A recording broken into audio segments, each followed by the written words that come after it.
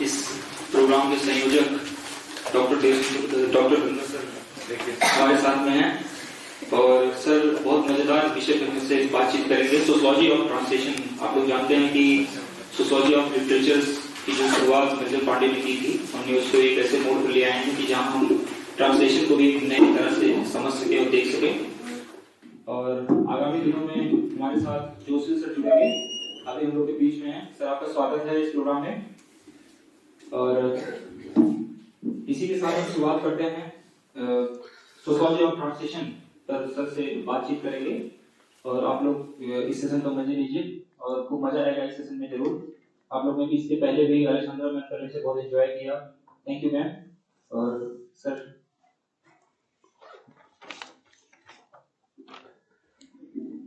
नमस्कार।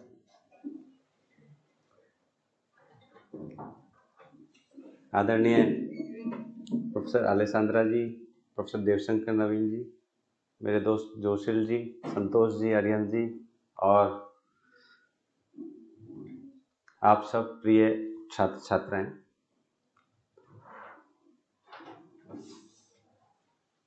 जैसे जेएनयू के विद्यार्थियों को साहित्य और आलोचना की दुनिया में प्रवेश करते वक्त साहित्य का समाजशास्त्र आकर्षित करता है, वैसे मेरे ख्याल से अनुवाद के क्षेत्र में, अनुवाद चिंतन के क्षेत्र में अनुवाद का समाजशास्त्र बहुत जरूरी और दिलचस्प हस्तक्षेप है। जब अनुवाद अध्ययन शुरू हुआ तो सबसे पहले उसके सवालों में ये था कि अनुवाद कैसे किया जाए, शाब्दिक अनुवाद अच्छा है या भाव आधारित अनुवाद अच्छा है,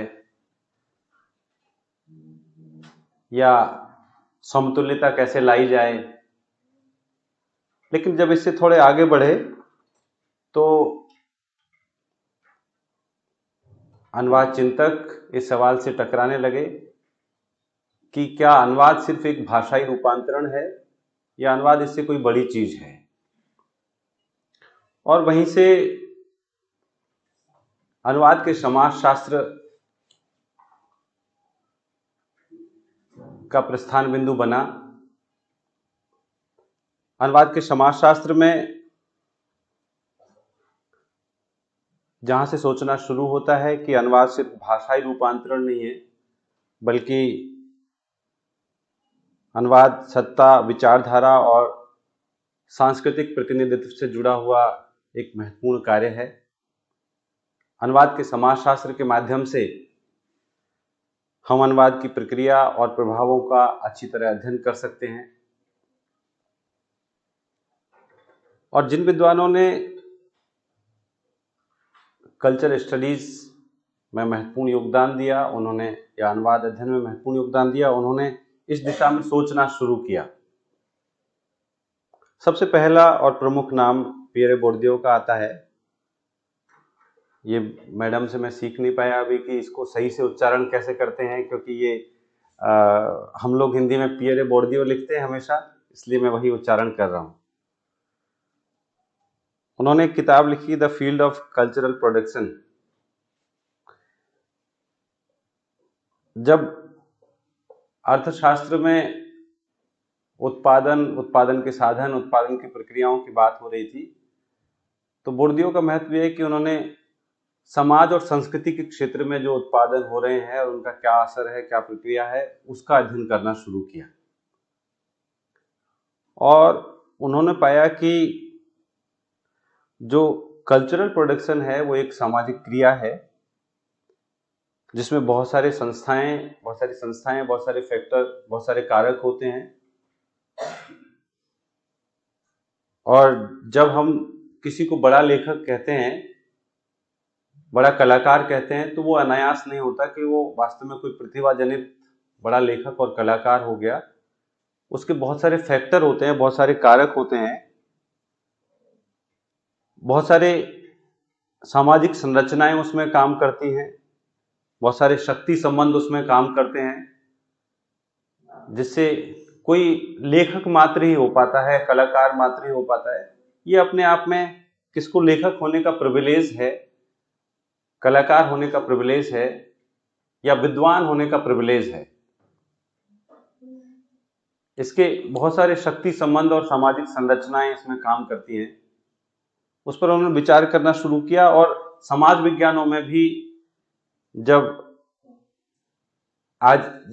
कोई समाज विज्ञान पढ़ रहे होते हैं, समाजशास्त्र के विद्यार्थी या अर्थशास्त्र के विद्यार्थी, वो इस बात पर विचार करते हैं कि जो कल्चरल कैपिटल है बोर्डियो की एक अवधारणा, वो बड़ी महत्वपूर्ण मानी जाती है, क्योंकि इससे पहले इकोनॉमिक कैपिटल को ही सबसे मुख्य विषय बनाया गया चिंतन का, विश्लेषण का, जो कार्ल मार्क्स और फ्रेडरिक एंगल्स ने मुख्य तौर पर जिस पर काम किया और बाद में बहुत सारे लोग उसमें जुड़ते चले गए। लेकिन सोशल कल्चरल कैपिटल भी बड़ी महत्वपूर्ण चीज होती है। उन्होंने 4 भागों में इस कैपिटल को बांटा: आर्थिक पूंजी, सांस्कृतिक पूंजी, सामाजिक पूंजी और प्रतीकात्मक पूंजी।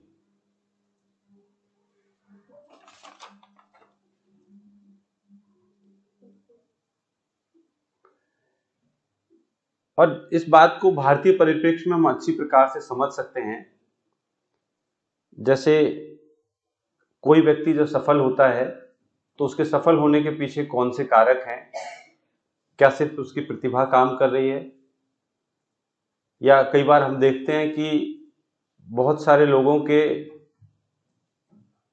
उनको चूंकि पढ़ने का अधिकार रहा, कई पीढ़ियों से पढ़ने का अधिकार रहा, और इस वजह से उनको, जैसे एमए की क्लास में जब मैंने पढ़ाना शुरू किया तो एक विद्यार्थी ने कहा कि ये गोदान, मैला आंचल वगैरह मैंने तो 6ठी क्लास में पढ़ ली।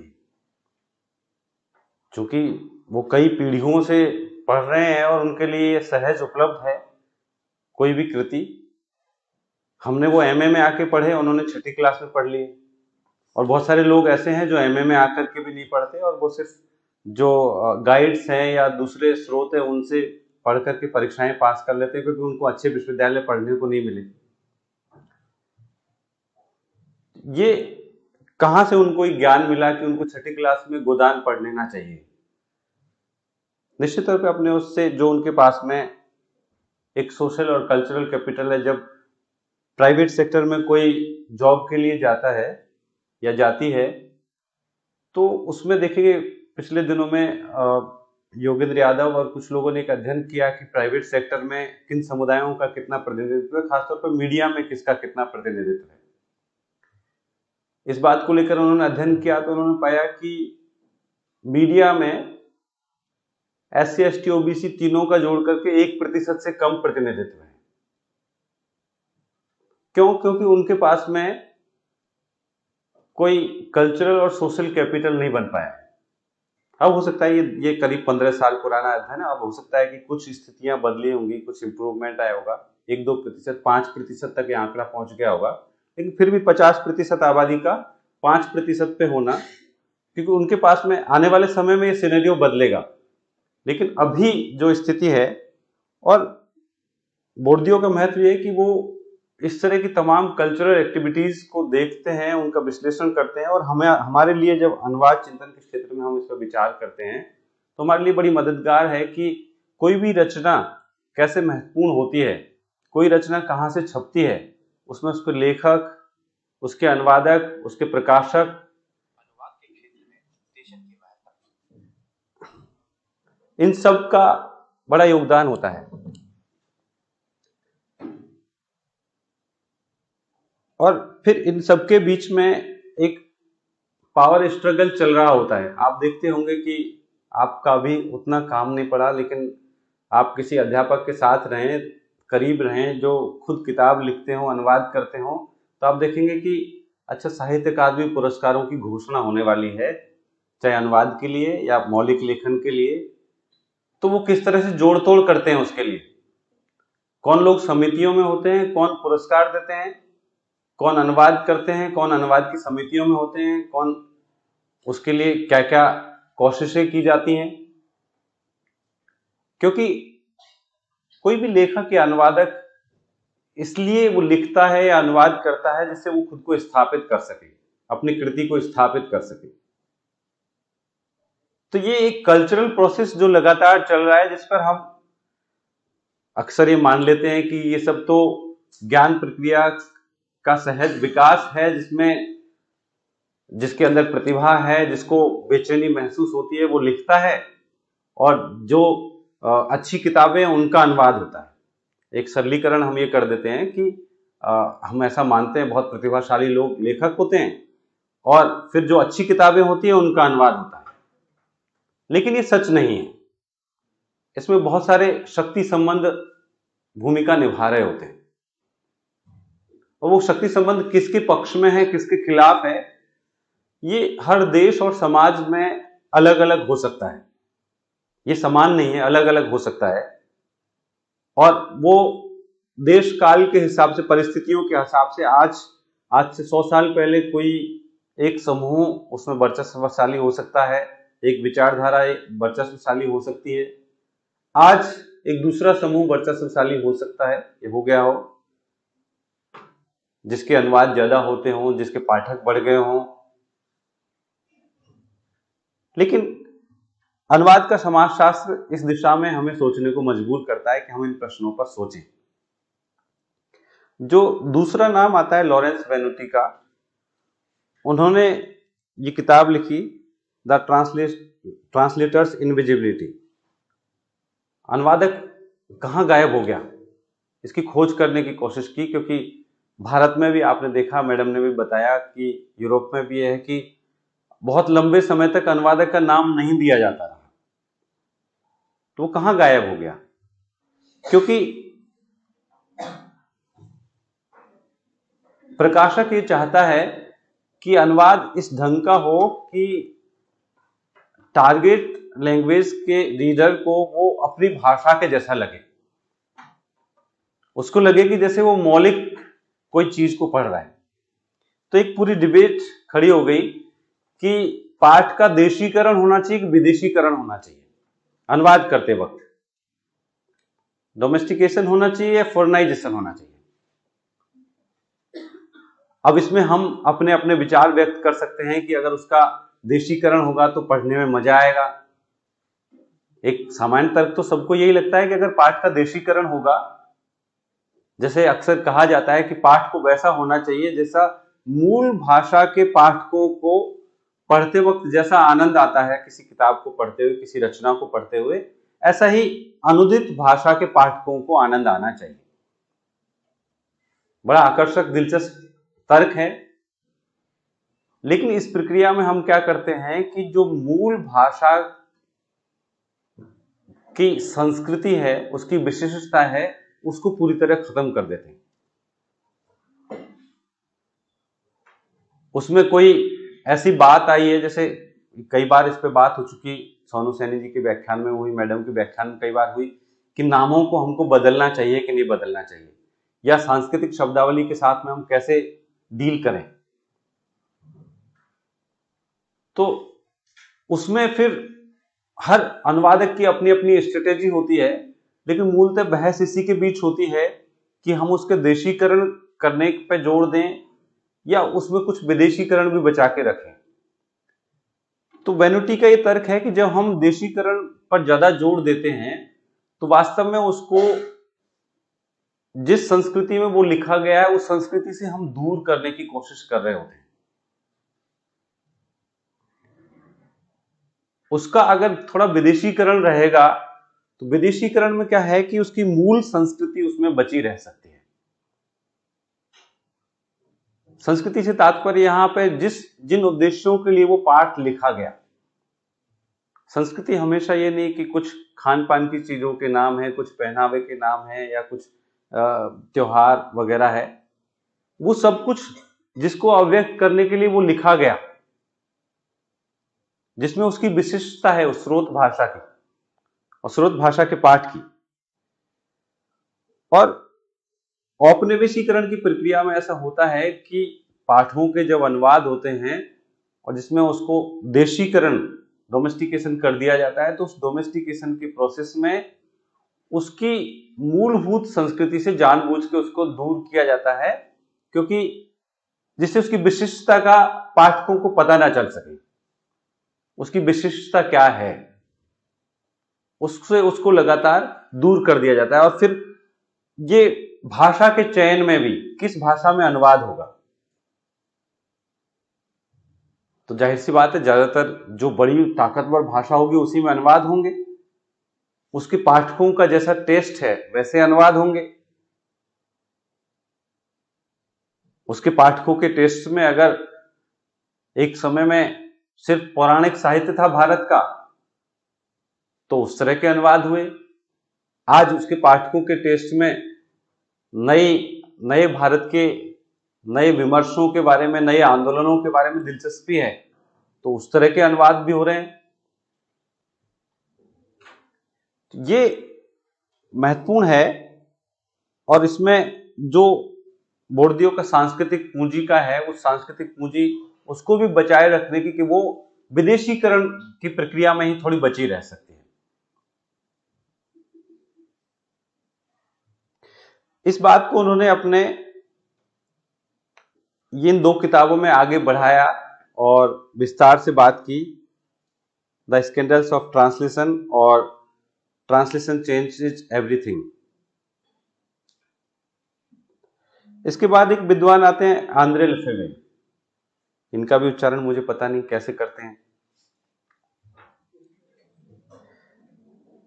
जो बात जहां से हमने शुरू की कि अनुवाद के समाजशास्त्र की आवश्यकता क्यों पड़ी, कि जब ये सोचना शुरू किया कि अनुवाद सिर्फ भाषाई रूपांतरण नहीं है बल्कि वो संस्कृति निर्माण की एक प्रक्रिया है, सत्ता और संस्थाओं के माध्यम से घटित होने वाली एक महत्वपूर्ण प्रक्रिया है। इसी बात को उन्होंने अनुवाद को रीराइटिंग कहा कि अनुवाद एक पुनर्लेखन है।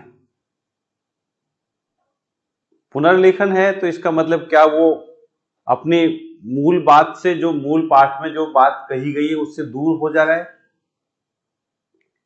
या उसी को अभिव्यक्त कर रहा है। तो उसमें उन्होंने कहा कि जो अनुवाद है वो खास राजनीतिक, सामाजिक, सांस्कृतिक प्राथमिकताओं के अनुसार ढलता है और उसको ढालने में अनुवादक, अनुवादक के संपादक और प्रकाशकों की भूमिका होती है। वे सब लोग उसको एक खास डायरेक्शन में ले जाते हैं। इवन जो साहित्यिक और राजनीतिक संस्थाएं हैं वो भी इसमें दखल करती हैं। वे निर्धारित करती है कि कौन से ग्रंथों का अनुवाद होगा और किस तरीके से अनुवाद होगा, कैसे उसको प्रस्तुत किया जाएगा,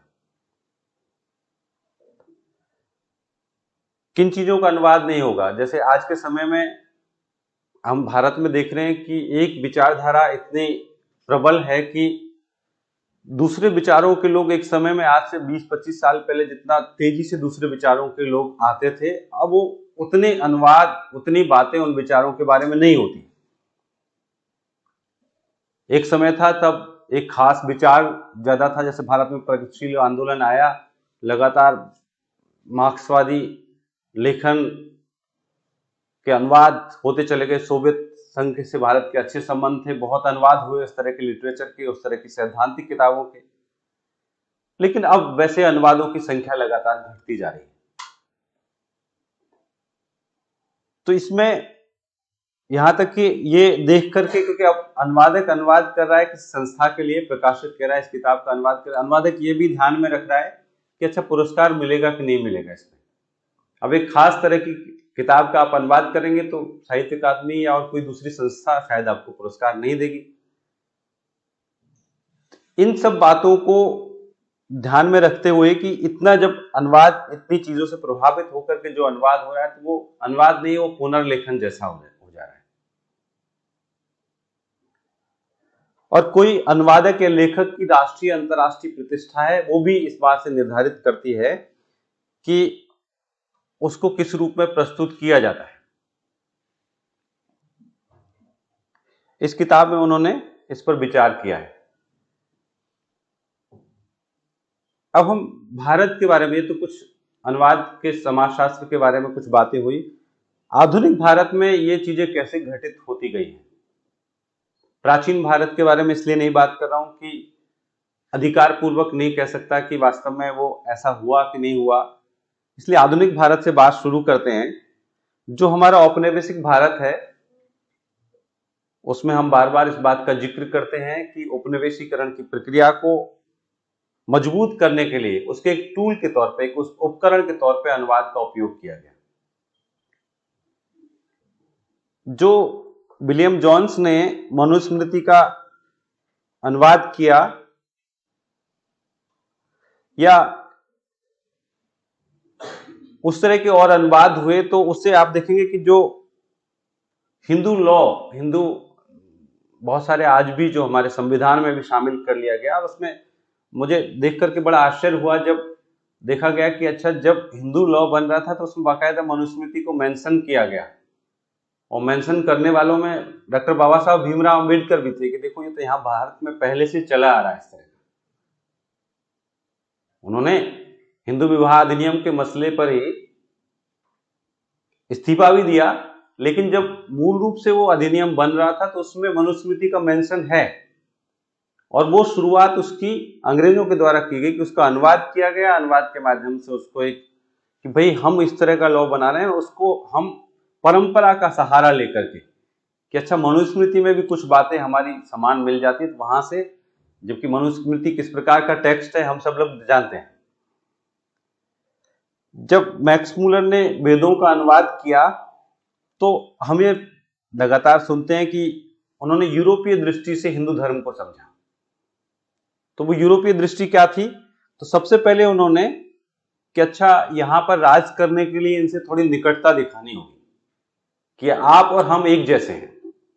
तो कैसे एक जैसे हैं कि जो आप जानते हैं कि लिंग्विस्टिक सर्वे ऑफ इंडिया हुआ, तो उसमें हम उसके पहले भाग में ये बताया गया कि भारत में लिंग्विस्टिक स्टडीज इससे पहले कौन से हुए हैं, और उसमें इस बात को जो मैक्स मूलर की इस बात की कि जो इंडो यूरोपियन फैमिली का कॉन्सेप्ट है वो उसी दौरान आया कि देखो, जो भारत की प्राचीन भाषा संस्कृत में जो और वहां की लैटिन में कुछ समानताएं हैं, और शायद ये एक ही परिवार की भाषाएं हैं,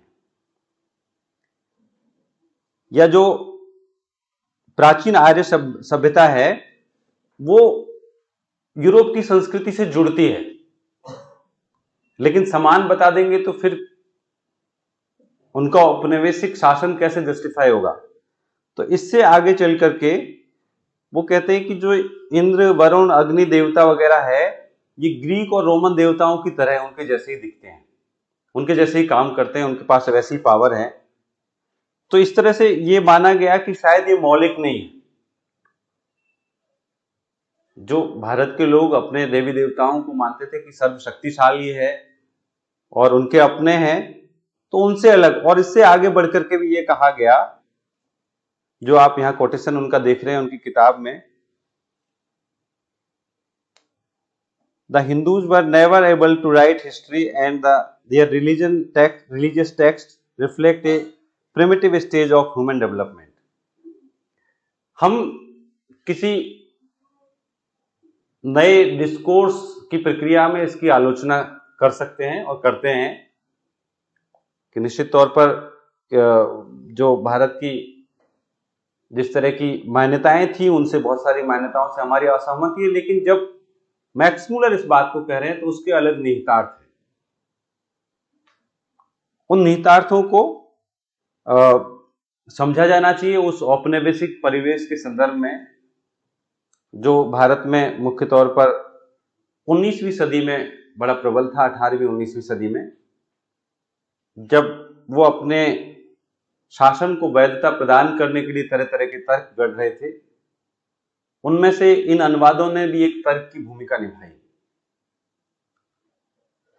लेकिन उसी समय पे जो भारतीय लोग अनुवाद कर रहे थे, वो भारतीय अनुवाद दोनों प्रकार के थे।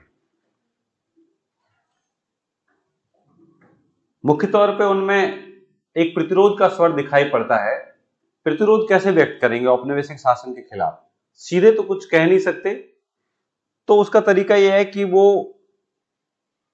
भारत के प्राचीन ग्रंथों की खोज करे, उनका महत्व बताए, भारत की संस्कृति का महत्व बताए, भारत की जो पहचान है उसको उजागर करें, और इसके माध्यम से औपनिवेशिक सत्ता के खिलाफ एक प्रतिरोध दर्ज करें। तो इसमें आप कह सकते हैं कि जो कॉलोनाइजेशन का प्रोसेस है उसके खिलाफ एक डीकॉलोनाइजेशन का प्रोसेस भी शुरू हो गया। साथ ही साथ में आजादी के बाद तो वो बहुत तेजी से हुआ, लेकिन आजादी से पहले भी वो प्रक्रिया शुरू हुई और उसमें औपनिवेशिक ज्ञान प्रणाली को चुनौती दी गई, जिसमें आप देखेंगे कि प्राचीन ग्रंथों के बहुत अनुवाद हुए देशी भाषाओं में। अभी तक संस्कृत को ये माना गया कि संस्कृत से देशी भाषाओं में अनुवाद करने की आवश्यकता नहीं है, बहुत अनुवाद हुए भी नहीं, भक्ति आंदोलन को छोड़ करके उतने अनुवाद नहीं हो। लेकिन 19वीं सदी में बहुत अनुवाद हुए, हिंदी में हुए, बांग्ला में हुए, मराठी में हुए, सिर्फ अपनी परंपराओं को समृद्ध बताने के लिए, जिससे लोगों के अंदर कोई हीनता बोध ना आए। जो पूरी शिक्षा व्यवस्था थी उसमें जिस तरह के पाठ पढ़ाए जाते थे, उन पाठों से लोगों के अंदर एक आता था कि यूरोप का इतिहास पढ़ रहे हैं। उसके समानांतर की हमारा भी समृद्ध इतिहास है, स्वर्णिम इतिहास है। आज उस इतिहास पे हम बात कर सकते हैं, बहस कर सकते हैं, लेकिन उस वक्त इसकी एक खास जरूरत थी, एक खास उसका संदर्भ था। और निश्चित तौर पर जो सवाल है आखिर में कि जो औपनिवेशिक ज्ञान प्रणालियों को चुनौती तो दी गई, लेकिन उसके बदले में क्या प्रस्तुत कर रहे थे हम? उसके बदले में हमारे पास में इस देश में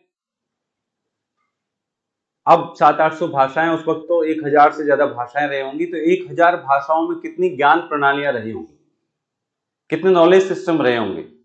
क्या हम उन सारे नॉलेज सिस्टम को आगे कर रहे थे, या सिर्फ किसी एक दो भाषा का संदर्भ देकर के उसी को ही एक विकल्प के रूप में प्रस्तुत कर रहे थे? एक सवाल है इस प्रक्रिया में। आजाद भारत में जो अनुवाद हुए उसमें जैसा मैंने कहा कि दोनों तरह के, एक उपनिवेशीकरण की प्रक्रिया, देश आजाद हो गया लेकिन वो उपनिवेशीकरण की प्रक्रिया, क्योंकि जो यहां पे एक संस्थाएं बन गई, सोचने का ढंग बन गया, वो उपनिवेशवादी ढंग का ही था, जिसमें शासक भारतीय थे, जिसको लेकर प्रेमचंद ने आशंका व्यक्त की थी कि जॉन की जगह गोविंद बैठ जाएगा, लेकिन कुछ बदलेगा नहीं जिस तरह की आजादी के लिए हम संघर्ष कर रहे हैं।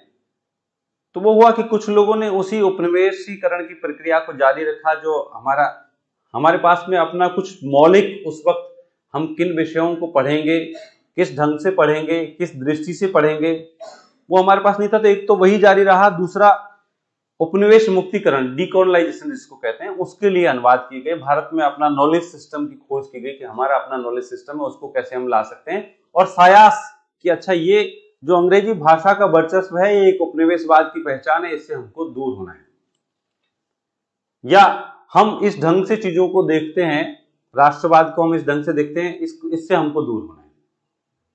सायास इस तरह के प्रयास किए गए और बहुत सारे सामाजिक, सांस्कृतिक और साहित्यिक आंदोलनों में अनुवाद ने बहुत बड़ी भूमिका निभाई। खासतौर पर जो उत्पीड़ित अस्मिताओं का निर्माण और उत्थान, उसमें अनुवाद की बहुत बड़ी भूमिका है। और मैं समझता हूं कि जो स्त्रीवादी आंदोलन और लेखन है भारत में पहले से, चाहे श्रृंखला की कड़ियां हिंदी में रही हो, लेकिन स्त्रीवादी आंदोलन तो हिंदी क्षेत्र में, जिसको अगर कोई आंदोलन जैसी भूमिका बनी, स्त्री फेमिनिज्म जैसी कोई चीज आई, जैसी भी टूटी फूटी आई, तो वो सिमोन दे बोवा की किताब के बाद ही, उसके अनुवाद के बाद ही मुख्य तौर पे उस पर लोग चर्चा करने लगे, और स्त्रीवाद को लेकर के एक विचार बना करके उस तरह की रचनाएं एक आंदोलन के रूप में सामने आती हैं। इस तरह से आप देखें कि जो दलित आंदोलन है वो ब्लैक पैंथर से कैसे प्रभावित हुआ और फिर मराठी से हिंदी में कैसे आया, इसको लेकर के पूरा एक सिलसिला है। वो सिलसिला भी हमको अनुवाद के माध्यम से ही एक आंदोलन, हालांकि उसको आंदोलन कहना, साहित्य के क्षेत्र में एक आंदोलन हुआ, लेकिन समाज के क्षेत्र में उतना बड़ा आंदोलन नहीं हो सका, खासतौर पर हिंदी क्षेत्र में नहीं हो सका, देश के और दूसरे इलाकों में हुआ। या अभी आदिवासी दर्शन को लेकर खूब बातें हो रही है, खासतौर पर जब जो सस्टेनेबल डेवलपमेंट गोल्स निर्धारित किए गए हैं और उनको प्राप्त करने के लिए, मैं देख रहा था ICSSR की वेबसाइट पे आया कि हम सस्टेनेबल डेवलपमेंट गोल्स को पाने के लिए जो प्रिमिटिव ट्राइब्स हैं उनकी तरफ जाएंगे, उनके दर्शन में से कुछ ऐसी चीजें लेंगे जिससे कि क्या वो हमारे सस्टेनेबल डेवलपमेंट के लिए कुछ काम आ सकती है। पहली बार जब ये पर्यावरण के सम्मेलन, जलवायु परिवर्तन को लेकर सम्मेलन होने लगे और स्त्रीवाद और दलितवाद के बाद में हिंदी में ये भी बात आई कि एक उत्पीड़ित अस्मिता आदिवासी भी है और उनके पास क्या कोई अलग वर्ल्ड व्यू है, कोई एक विचार दृष्टि है, उसको जानने समझने की जरूरत है, उसको भी देखना चाहिए। ये भी अनुवाद के माध्यम से संभव हो सका क्योंकि भारत में 500 से ज्यादा आदिवासी भाषाएं हैं, उन तक जाना बहुत ही दुष्कर कार्य है। अनुवाद के माध्यम से कि उनमें क्या चल रहा है, हालांकि उस अनुवाद की प्रक्रिया में किन सावधानियों की आवश्यकता है, इस पर जब अगला व्याख्यान होगा जो अस्मिताओं के अनुवाद के बारे में ही होगा, उसमें हम बात करेंगे। लेकिन इन तमाम साहित्यिक सांस्कृतिक आंदोलनों में अनुवाद ने बहुत बड़ी भूमिका निभाई। एक जो सामाजिक भूमिका जिसकी अपेक्षा हमेशा हम अनुवाद से करते हैं कि अनुवाद की एक सामाजिक भूमिका भी होती है, वो सामाजिक भूमिका इन आंदोलनों में स्पष्ट तौर पर दिखाई देती है। साथ साथ में जैसा मैंने कहा कि यथास्थिति बनाए रखने के लिए जब एक तरफ दलित पैंथर्स की रचनाओं का या दलित आंदोलन की रचनाओं का अनुवाद हो रहा है, तो उसके साथ साथ में ऐसे टेक्स्ट जो जाति व्यवस्था को बनाए रखना चाहते हैं, उन टेक्स्ट का भी अनुवाद हो रहा है, उसको वैधता प्रदान करने की कोशिश की जा रही है। ये प्रक्रिया साथ साथ, इसका मतलब है कि अनुवाद अपने आप में ना तो यथास्थितिवादी होता, ना हमेशा क्रांतिकारी या प्रतिवादात्मक भी होता। अनुवाद किस लिए किया जा रहा है, कौन अनुवाद कर रहा है, उसके वर्गीय हित क्या है, इससे यह निर्धारित होता है कि अनुवाद की भूमिका क्या होगी। भाषाओं के संदर्भ में आप देखें तो अनुवाद भाषाओं के आधिपत्य को स्थापित करने और भाषाओं के हाशियाकरण दोनों में भूमिका निभाता है। किन भाषाओं में अनुवाद किया जाएगा, कौन सी भाषाएं वर्चस्व की भाषाएं हैं।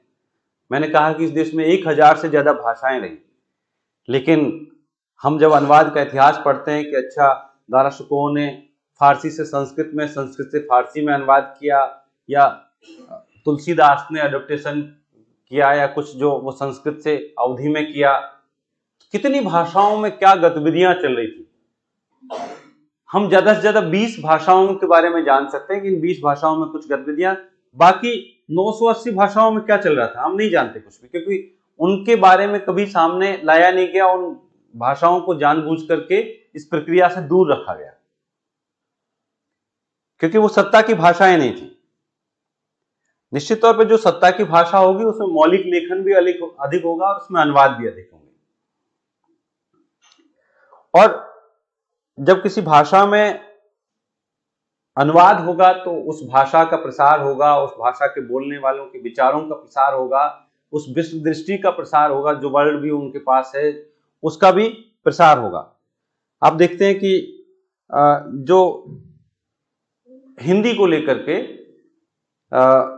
हिंदी क्षेत्र का एक कॉन्सेप्ट है, हिंदी के विद्यार्थी उसको पढ़ते होंगे, हिंदी जाति की अवधारणा रामविलास शर्मा ने दी, और हिंदी क्षेत्र पद का हम प्रयोग बहुत बार करते हैं। एक बार मैं यहीं के एक अध्यापक से बात कर रहा था कि मैं उनको ये बताना चाह रहा था कि जिसको हम हिंदी क्षेत्र कहते हैं, वास्तव में उसमें दूसरी भाषाएं भी हैं जो खतरे में हैं या जिनको मुश्किलें हैं और जिनके लिटरेचर पे, जिनके अधिकारों को लेकर के हम बात नहीं कर पाते। जेएनयू के एक अध्यापक कह रहे थे कि जिसको मध्य प्रदेश, झारखंड, छत्तीसगढ़, बिहार, उत्तर प्रदेश, राजस्थान, हरियाणा, यहां तक इस पूरे क्षेत्र में जो भी हैं वो हिंदी की बोलियां हो सकती हैं और कोई भाषा नहीं। इसमें सारी की सारी जो भाषाएं हैं वो एक ही भाषा है, वो हिंदी है। तो ये तो समझ में आता है कि जब भोजपुरी 8वीं अनुसूची में शामिल होने के लिए मांग करती है तो उनको लगता है कि हिंदी बोलने वालों की संख्या जो हम 50 करोड़ दिखाते हैं, अगर भोजपुरी को 8वीं अनुसूची में शामिल कर लिया जाएगा तो फिर वो 50 करोड़ की जगह हमको 40 करोड़ कहना पड़ेगा। तो इसलिए उसकी खिलाफत करते हैं हिंदी को प्यार करने वाले लोग, लेकिन उनकी जागरूकता का स्तर यह है कि वो कुड़ुख, मुंडारी, गोंडी, इनको भी हिंदी की बोली बता देते हैं, जबकि ये भारतीय आर्य भाषा परिवार की भाषाएं भी नहीं। कोई ऑस्ट्रो एशियाई परिवार की भाषा है या द्रविड़ परिवार की भाषा है, उनको भी हिंदी की बोली बताना, तो जाहिर सी बात है जो हिंदी की बोली है तो हिंदी में ही अनुवाद करो, फिर उनमें क्यों अनुवाद करने की आवश्यकता है या उनके लिए नीति बनाने की क्यों आवश्यकता है। इस प्रक्रिया में एक भाषा को ज्यादा वर्चस्व मिलता है, उसको सत्ता का साहचर्य मिलता है, समर्थन मिलता है, और बाकी भाषाएं हाशिए पे चली जाती है। जब भाषाएं हाशिए पे चली जाती हैं तो उनमें जो विचार है वो भी हाशिए पे चला जाता है। जो विचार जिस हिंदी दुनिया की हम कल्पना करते हैं वो एक नॉलेज सिस्टम है सिर्फ एक भाषा का नॉलेज सिस्टम। ऐसे कल्पना करिए कि भारत में 700-800 नॉलेज सिस्टम है, हर भाषा का एक नॉलेज सिस्टम है। हम एक भाषा को ज्यादा तवज्जो देकर के उन सब ज्ञान परंपराओं की उपेक्षा कर रहे हैं, जो ज्ञान परंपराएं कई मायनों में महत्वपूर्ण हो सकती हैं, पृथक तो है ही हैं।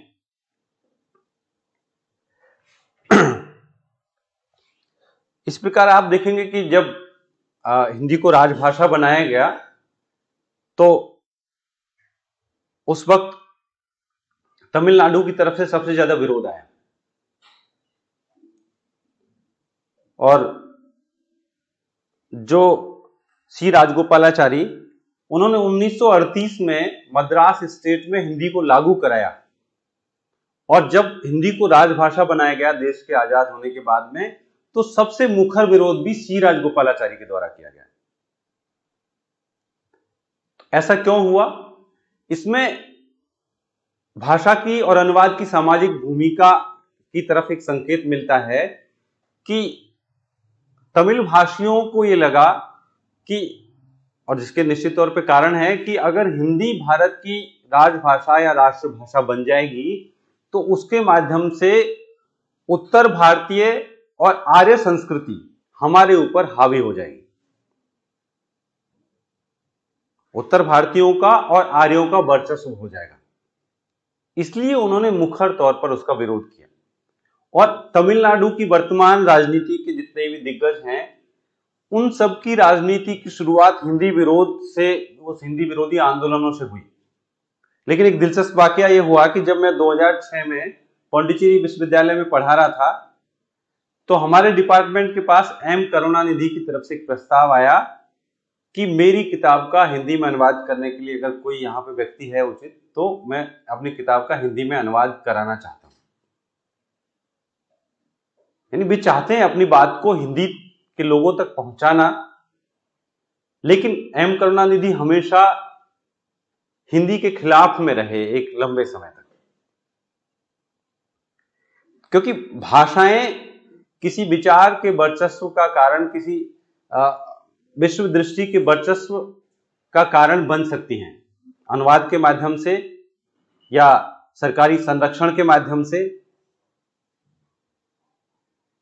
और किन्हीं भाषाओं, वो एक भाषा से किसी समुदाय का विचार का वर्चस्व हो सकता है, लेकिन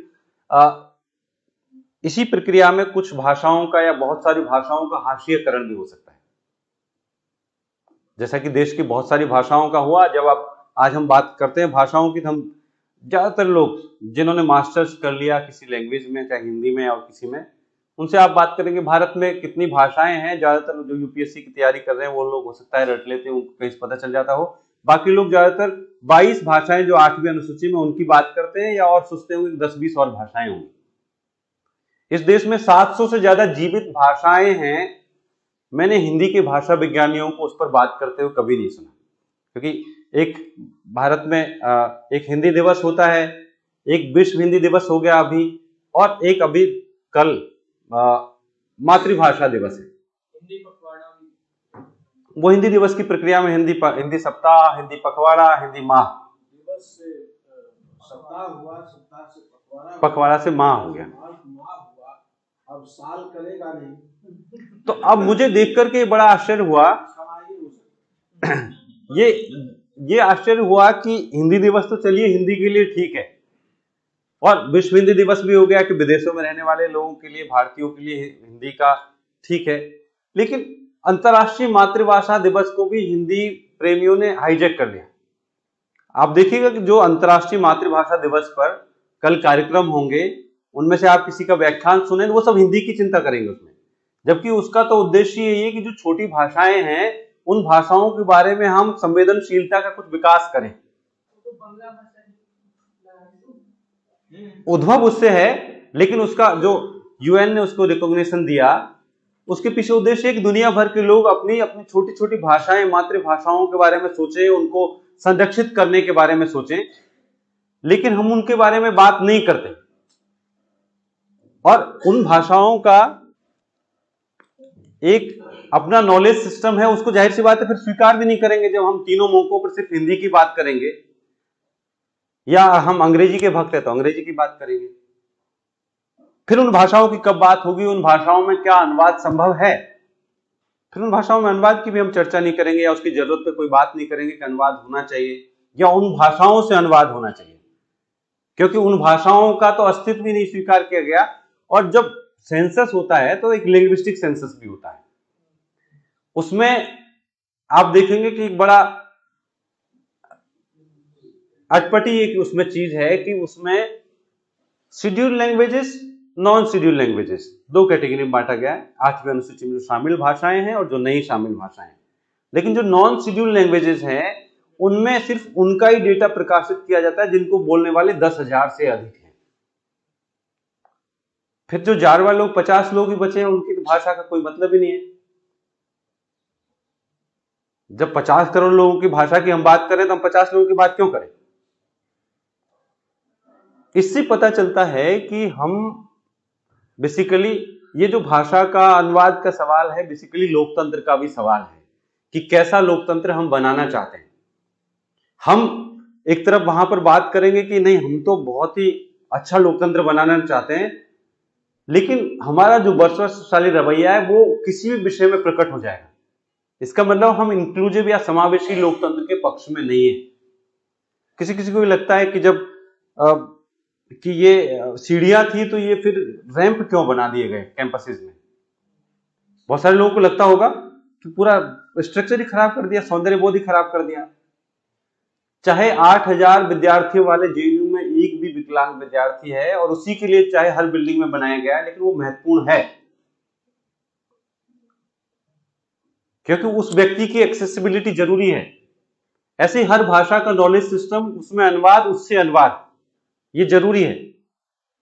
लेकिन हम उसके बारे में कब बात करेंगे? अगर हम अंतर्राष्ट्रीय मातृभाषा दिवस या जब हम अनुवाद के समाजशास्त्र पे बात कर रहे हैं तब भी अगर नहीं बात करेंगे तो कब बात करेंगे?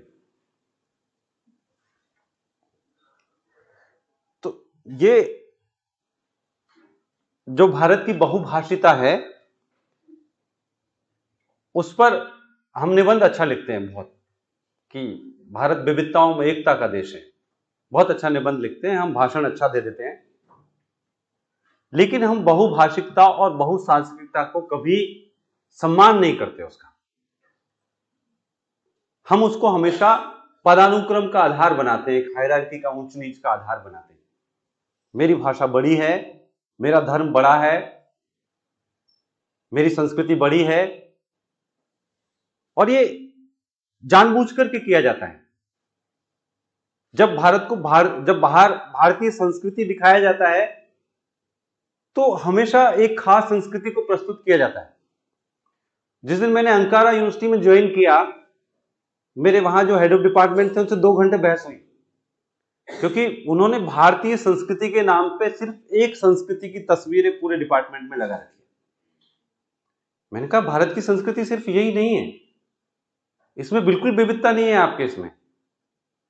तो उन्होंने कहा कि आप क्या चाहते हैं, मैं क्या लगाऊं? मैं क्या चाहता हूं, कुछ दूसरी भाषाएं, दूसरे विश्वास, दूसरे पहनावे, उनके बारे में भी कुछ होना चाहिए, दूसरे नृत्य। तो जिस तरह से प्रस्तुत, जब कोई सरकारी कार्यक्रम होता है, आप देखेंगे अभी आदि महोत्सव हो रहा है, आपने कहीं अनाउंसमेंट सुना होगा, कोई पोस्टर देखा होगा। उस आदि महोत्सव में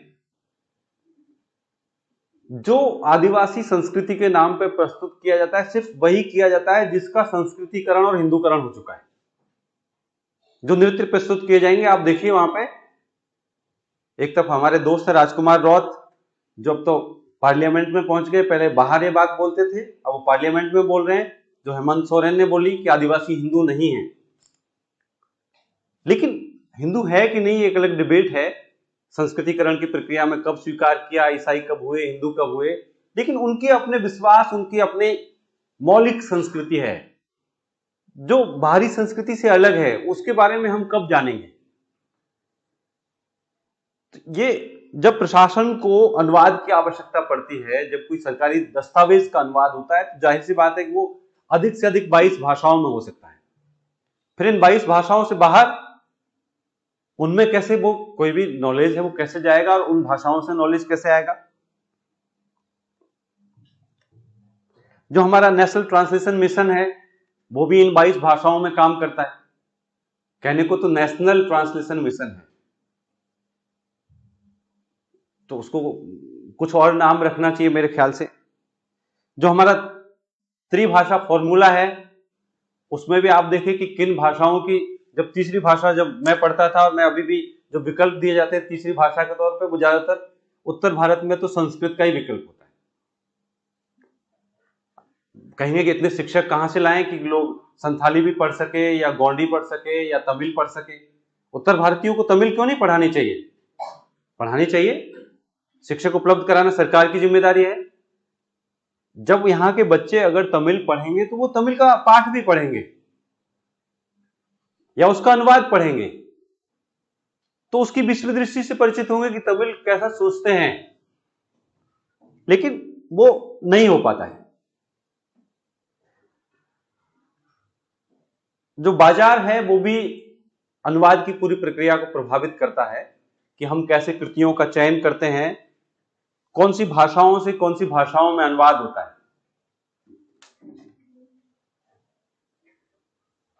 ये तो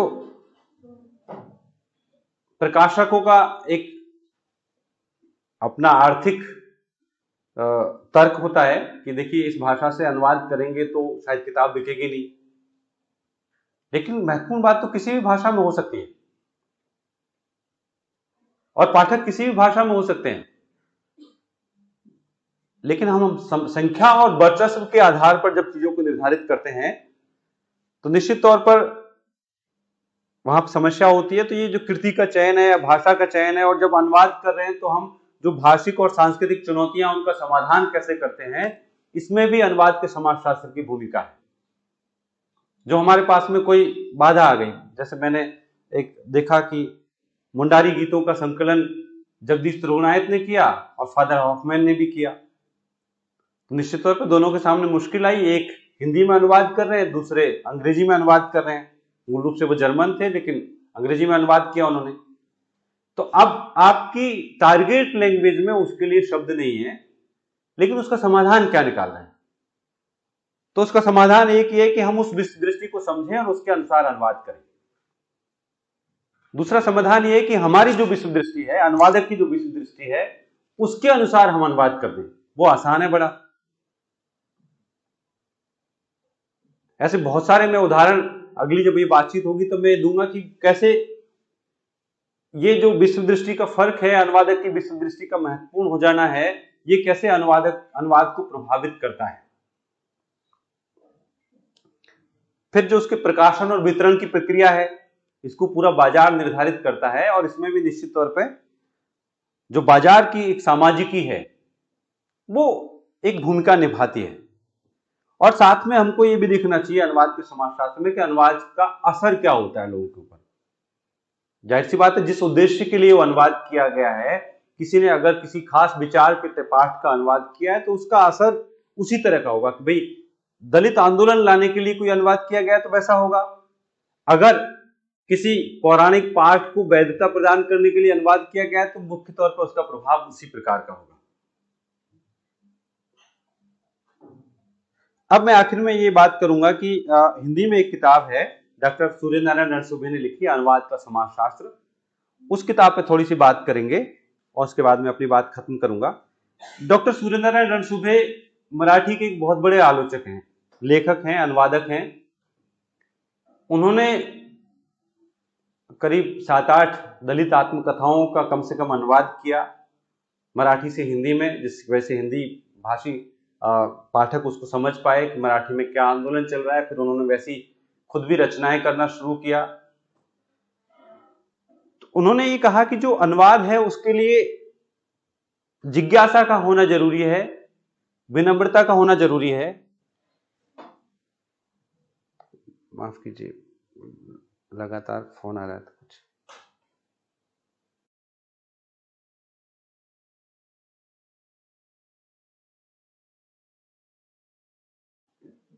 उनका ये प्रस्थान बिंदु है कि कोई व्यक्ति अनुवाद क्यों करता है, कोई खास संस्कृति में अनुवाद ज्यादा लोकप्रिय क्यों होता है और किसी खास संस्कृति में कम लोकप्रिय क्यों होता है।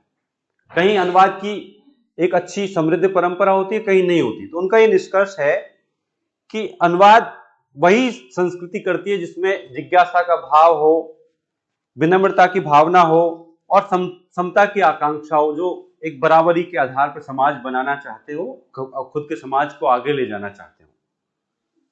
और उनका यह कहना है कि चूंकि भारत का समाज जातियों और वर्ण के पदानुक्रम से ग्रसित रहा, अहंकार का शिकार रहा कि हमें सब कुछ आता है, हम विश्वगुरु है, इसलिए हमें दूसरी परंपराओं के बारे में जानने की आवश्यकता नहीं है और उसको अनुदित करने की आवश्यकता भी नहीं महसूस की गई। निश्चित तौर पे इसमें उनकी ये सीमा है कि उन्होंने जो अंतर्भाषिक अनुवाद है उसको अनुवाद के रूप में शामिल नहीं किया।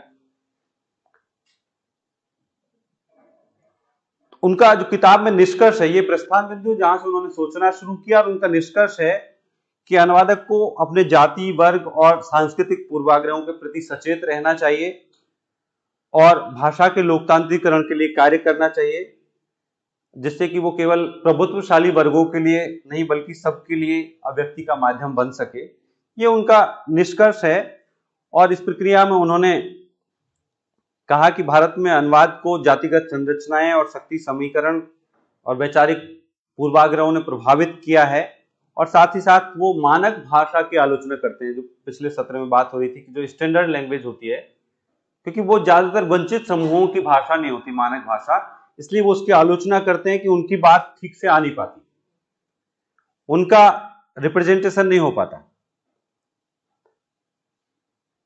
और मानक भाषा को बहिष्करण का एक टूल मानते हैं वो, कि लोगों को एक्सक्लूजन करना है, अगर उनको बाहर करना है तो वो स्टैंडर्डाइजेशन कर दो भाषा का, तो बहुत सारे लोग भाषा हो जाएंगे। लोहिया जी कहा करते थे कि ये जो अंग्रेजी है वो क्या है कि एक जादू टोने की तरह हमारी, तो अगर आप चाहते हैं कि लोग लोकतंत्र की प्रक्रिया में शामिल ना हो तो इसलिए अंग्रेजी को लागू कर दिया।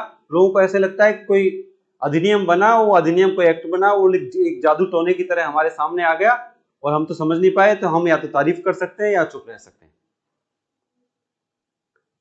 तो जब कोई भाषा इस तरह से एक भाषा को वर्चस्वशाली और मानक बनाया जाता है तो उसके बारे में वो तर्क देते हैं। उनका ये भी तर्क है कि जनरली जो उच्च जाति के अनुवादक है वो उच्च जाति के लेखकों को और उनके विचारों को प्राथमिकता देते हैं अनुवाद करते वक्त, इसलिए हाशिए के समूहों की बात नहीं आ पाती और जो सांस्कृतिक आधिपत्य का चक्र है वो चलता रहता है।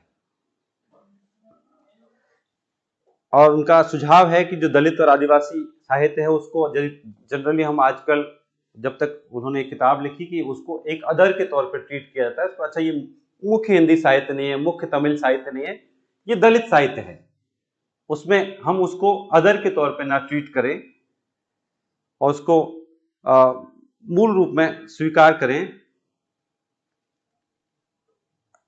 साथ में उन्होंने जो भाषा के अनुवाद में भाषा के लिंगगत प्रभाव है उनकी भी चर्चा की कि प्रत्येक भाषा के अपने पितृसत्तात्मक पूर्वाग्रह होते हैं। ये जनरली हम जब दूसरी भाषाओं को पढ़ते हैं या उनका पाठ पढ़ते हैं तब ज्यादा समझ में आता है। नहीं, हमको ऐसा लगता है कि हमारे भाषा के जैसे मुहावरे हैं, जैसे लिंग है, वैसे ही सब कुछ चलता है। आजकल तो दुनिया भर में एक जेंडर न्यूट्रल भाषा की मांग उठने लगी है कि जो हम हमेशा, जैसे हमने कह दिया कि अध्यक्ष, तो हमने अध्यक्षा तो गढ़ लिया, लेकिन अब गढ़ा है जब बहुत प्रेशर पड़ रहा है कि हमने किसी भी चीज के लिए, या हम जब जनरली कहते हैं कि कोई भी उदाहरण दे रहे हैं तो उदाहरण देते हैं तो हम वो पुल्लिंग के साथ में उसका अंत करते हैं। तो भाषा के कुछ जेंडर पूर्वाग्रह भी होते हैं, लैंगिक पूर्वाग्रह भी होते हैं, उनको अनुवाद में आप कैसे डील करेंगे, ये सारे सवाल उठाते हैं कि वो चूंकि हमारी पितृसत्तात्मक सामाजिक संरचनाएं, इसलिए हमको वो सहज लगते हैं और उनका हम अनुसरण करते रहते हैं।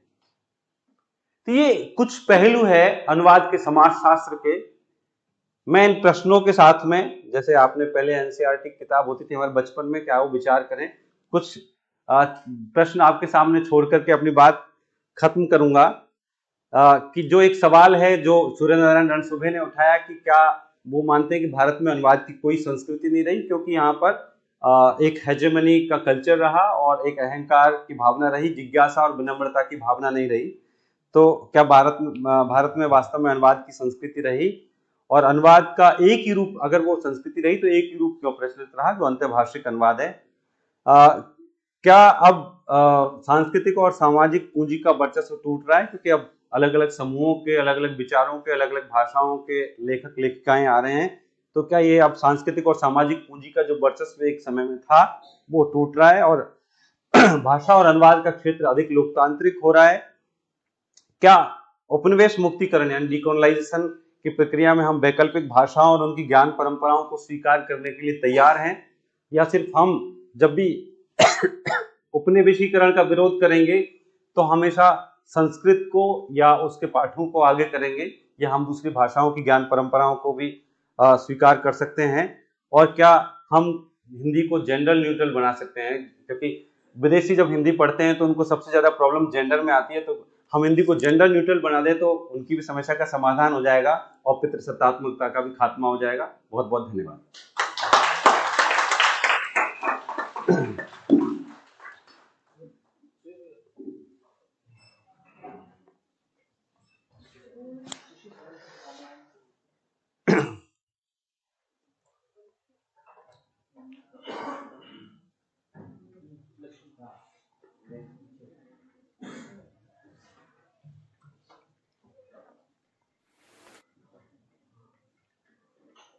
प्रणाम सर।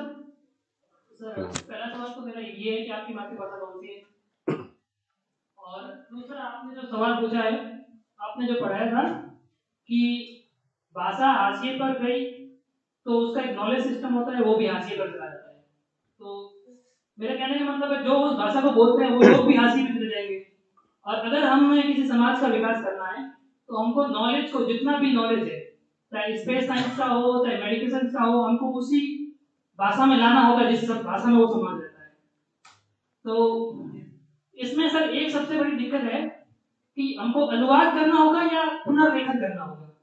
जैसे राजस्थान के अंदर ये था, जैसे मेरे को मालूम नहीं कब हुआ, मैं 8th क्लास तक था, तब तक हम लोग हिंदी मीडियम पढ़ा हूँ, तो हमारे जो भी पढ़ाई थी वो राजस्थानी लेखकों द्वारा लिखी गई किताबों से होती थी। जैसे मैं 9th क्लास में आया तो सरकार ने एक योजना बनाई कि एनसीईआरटी लागू होगी, और एनसीईआरटी को अनुवाद के रूप में बनाया गया और पूरी क्लास के परसेंटेज गिर गए। जो 90% वाले बच्चे थे वो 70% पे आ गए। तो अनुवाद पढ़ने में दिक्कत होती है, चाहे हिंदी में पढ़ रहे हो चाहे नहीं, तो ये पुनर्लिखन होना चाहिए, अनुवाद होना चाहिए। मेरी मातृभाषा क्या है, बचपन में मेरे लिए बड़ा कठिन सवाल था, इवन थोड़े दिन पहले तक भी रहा। लेकिन अब जब भारत का लोक भाषा सर्वेक्षण आया, क्योंकि हमने कभी अपनी भाषा का नामकरण उस तरह से नहीं किया, गांव में बोलते थे कि अच्छा ये माड़ की भाषा है, माड़ मतलब एक इलाका है उसकी भाषा है, ये जगरौटी की भाषा है। अब बाकायदा भारत के लोक भाषा सर्वेक्षण में जो जीएन देवी के नेतृत्व में चल रहा है उसमें उसको माड़ भाषा नाम दे दिया गया है, तो वो माड़ भाषा है। और जहां तक पाठ्य पुस्तकों को अनुदित करके लाना चाहिए या मौलिक, तो वो हमेशा मौलिक ही लाना चाहिए। आपने बहुत दिलचस्प बात कही कि आपका सब लोगों के एकदम से जब हिंदी माध्यम की किताबें आई जो या एनसीईआरटी की किताबें आई तो सबका परफॉर्मेंस खराब हुआ। ये देश के तमाम आदिवासियों के साथ में कितने लंबे समय से घटित हो रहा है। छत्तीसगढ़ सरकार ने एक आयोग बनाया, उस आयोग की रिपोर्ट कहती है कि वहां के 5 लाख बच्चे हिंदी नहीं समझते। अब हमारे मित्र लोग जो नीतियां बनाते हैं या जो पढ़ाते हैं वो तो मानते हैं छत्तीसगढ़ तो हिंदी क्षेत्र है और सारे लोग हिंदी समझते हैं, इसलिए हिंदी में पढ़ाई होनी चाहिए। लेकिन वहां के लोग तो गोंडी, संथाली, मुंडारी कोई दूसरी भाषा समझ रहे हैं। 5 लाख बच्चे नहीं समझते और उनको आप 75 साल से हिंदी में पढ़ा रहे हैं। तो उनको अपनी भाषा में पढ़ने का मौका मिले कि वो अपनी भाषा में पढ़ें और उनके जो पाठ हो गए उनकी भाषा में मौलिक ढंग से स्थानीय परिवेश के आधार पर लिखे जाएं। ऐसे नहीं कि अब हमने जो पाठ बनाया है एनसीईआरटी की समितियां, वो क्या उसमें केंद्र में क्या है, कौन से विचार है, कौन से समूह हैं, कौन सी बातें हैं। एक CSRD के प्रोफेसर, उन्होंने बड़ा अच्छा सवाल उठाया एक सेमिनार में, उन्होंने सुना कि एक आदिवासी बच्चे को ये क्यों जानना चाहिए कि कुतुब मीनार कहाँ है, उसको पहले ये जानना चाहिए कि किस पेड़ का पत्ता है। क्या कभी ये पाठ्यक्रम में शामिल किया गया कि एक फला पेड़ का पत्ता है? तो ये इस तरह के एक उदाहरण है, ऐसे बहुत उदाहरण हो सकते हैं। एक मारवाड़ के व्यक्ति को पहले अपने परिवेश से परिचित होना चाहिए कि उसका परिवेश क्या है, उसको पाठ्य पुस्तकों में स्थान मिलना चाहिए, उसकी भाषा में पढ़ाया जाना चाहिए।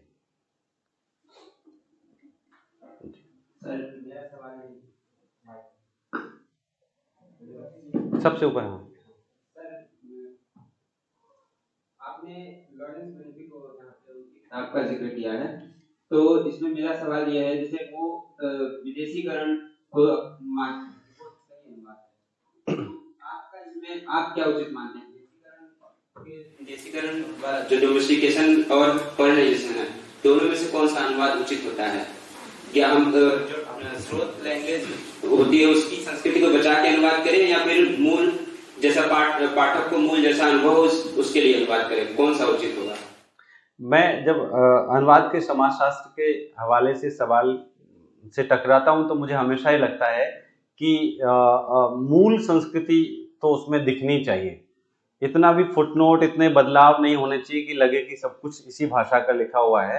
मूल के बारे में कैसे पता चलेगा? हमको पता चलना चाहिए कि हम अनुवाद पढ़ रहे हैं। ये मेरा व्यक्तिगत विचार है कि हम अनुवाद पढ़ रहे हैं और ये उसके बारे में है।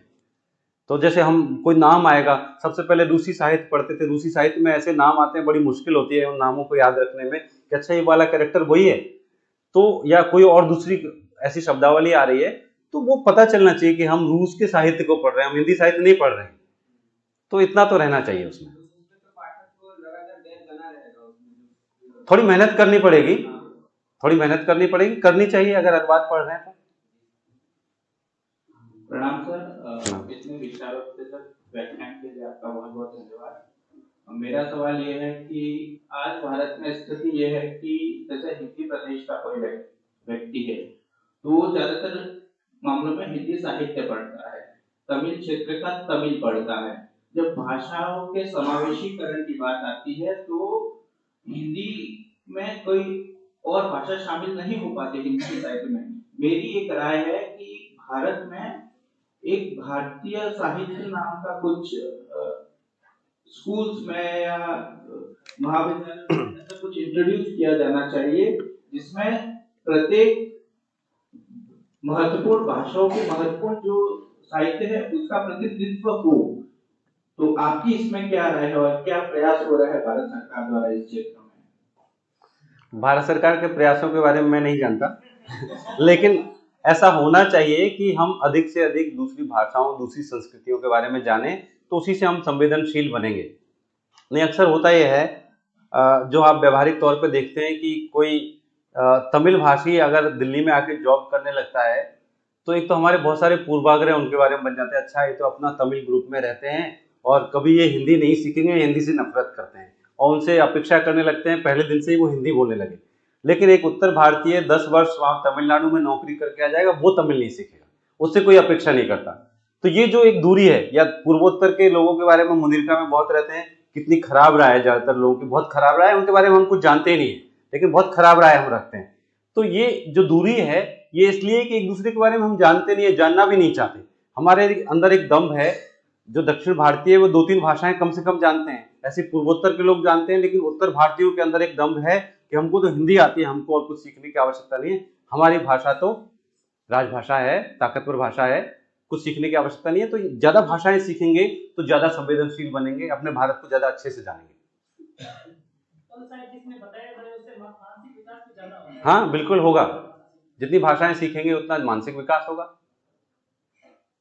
हाँ आर्यन जी, आर्यन सर, हाँ अच्छा, हाँ अच्छा, इनको बोलने दीजिए फिर। अच्छा ठीक है, पहले आप माइक आप तक आ जाए। हाँ हाँ नमस्कार सर, नमस्कार। मेरा नाम विवेक विशाल है और मैं एमए हिंदी प्रथम वर्ष का छात्र हूँ।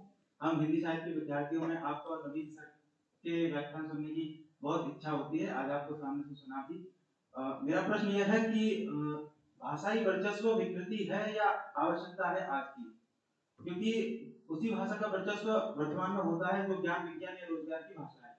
तो जिन भाषाओं की आबादी कम है, 10,000 से कम या बहुत कम है, अगर उन भाषाओं में शिक्षा दी जाएगी तो उन भाषाओं के जो विद्यार्थी होंगे वो वैश्विक दुनिया से कैसे जुड़ेंगे और उसमें वो रोजगार कैसे जनरेट करेंगे, मेरा ये प्रश्न है। ये तो हर भाषा के बारे में कहा जा सकता है। जो मूल सवाल है कि भाषाई वर्चस्व विकृति है या जरूरत है, मैं समझता हूँ विकृति है।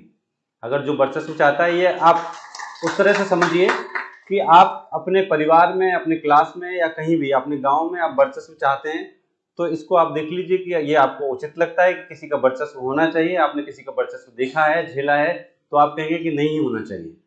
इसलिए किसी भाषा का क्यों वर्चस्व हो, और जहां तक ये कि वो कैसे कम्पीट कर पाएंगे, ये तो हर भाषा के बारे में कहा जाता है। कौन सी, इसका मतलब दुनिया के हर व्यक्ति को अंग्रेजी में ही पढ़ाई करनी चाहिए, या तो फिर मुझे ये देख करके बाहर गया तब मुझे पता चला कि अंग्रेजी के वर्चस्व के बारे में जैसे हम भारत में रहकर सोचते हैं, वास्तव में ऐसा है नहीं कोई वर्चस्व उसका। मेरे साथ में बहुत सारे लोग अलग अलग देशों में पढ़ाने के लिए गए तो पता चला कि हमको अंग्रेजी माध्यम के स्कूल ही नहीं मिले बच्चों के लिए, क्योंकि वहां पे अंग्रेजी को, जैसे भारत में गली गली में अंग्रेजी के स्कूल भरे पड़े हैं, वहां पे ऐसे अंग्रेजी के स्कूल नहीं है। इवन मोबाइल को रिचार्ज कराने के लिए भारत का अनपढ़ से अनपढ़ आदमी वो अंग्रेजी में नंबर बोलना जानता है। तुर्की के लोग अंग्रेजी में नंबर नहीं जानते थे, वो बोल रहे थे कि आप टर्किश में बोलो ये नंबर भी, मोबाइल रिचार्ज कराने के लिए। तो अंग्रेजी की बाध्यता या किसी भाषा की उसमें ज्यादा ताकत है, इसलिए वो सीखनी ही चाहिए। पहले अपनी प्राथमिक शिक्षा मातृभाषा से शुरू करें, फिर जितनी ज्यादा भाषाएं सीखे उतना अच्छा है। अंग्रेजी भी सीखिए, फ्रेंच भी सीखिए, इटालियन भी सीखिए, लेकिन अपनी मातृभाषा को छोड़ करके नहीं। हाँ आर्यन सर। मेरा नाम आपने भी एग्जांपल दिया बोर्डियो, लॉरेंस बेनेट और विलियम जॉन्स। इन तीन के माध्यम से आप ये बता रहे हैं कि अंग्रेजी सत्ता आज भी जो है वर्चस्व में है। दूसरा, हमारे भारत की भाषा करीब 800 सालों तक फारसी रही। आप फारसी के किसी किताब का, जिसको कि शायद में भी अगर हम ट्रांसलेशन, जिसे हम तर्जुमा करते हैं, क्या अनुवाद आपने 1794 के आसपास का जो एग्जाम्पल ले रहे हैं, क्या उसके पहले तर्जुमा नहीं था? और अगर तर्जुमा था तो आप उसके बारे में क्यों नहीं बात करते हैं? बिल्कुल आपका सर, आपका सर जी, हाँ पूरा। जिसमें कि हम पहले पाहलवी, पंचतंत्रा, जो तर्जुमा बहुत अच्छी तर्जुमा हुई, जिससे कि हम आज भी बाबाई फारसी जिन्हें बोलते हैं रूद की, वो ट्रांसलेशन के माध्यम से ही हुआ, पर उनकी जिक्र कभी नहीं आती है। तो आप इसके बारे में थोड़ा बहुत फारसी मैंने जब मैं औपनिवेशिक जैसे मैंने आधुनिक मतलब शुरू किया, वो मैंने उस पर एक टिप्पणी की कि इससे पहले की अनुवाद परंपरा बहुत व्यापक है, लेकिन मैं उसके बारे में अधिकार पूर्वक नहीं कह पाऊंगा और लंबा हो जाएगा, इसलिए उसको मैं छोड़ रहा हूँ। मैं उस परंपरा से परिचित हूँ, लेकिन आज उसके लिए स्पेस नहीं था। फारसी की निश्चित तौर पे एक समृद्ध परंपरा रही है, और सर कुछ कहना चाहते हैं इस बारे में, मुझे लग रहा है।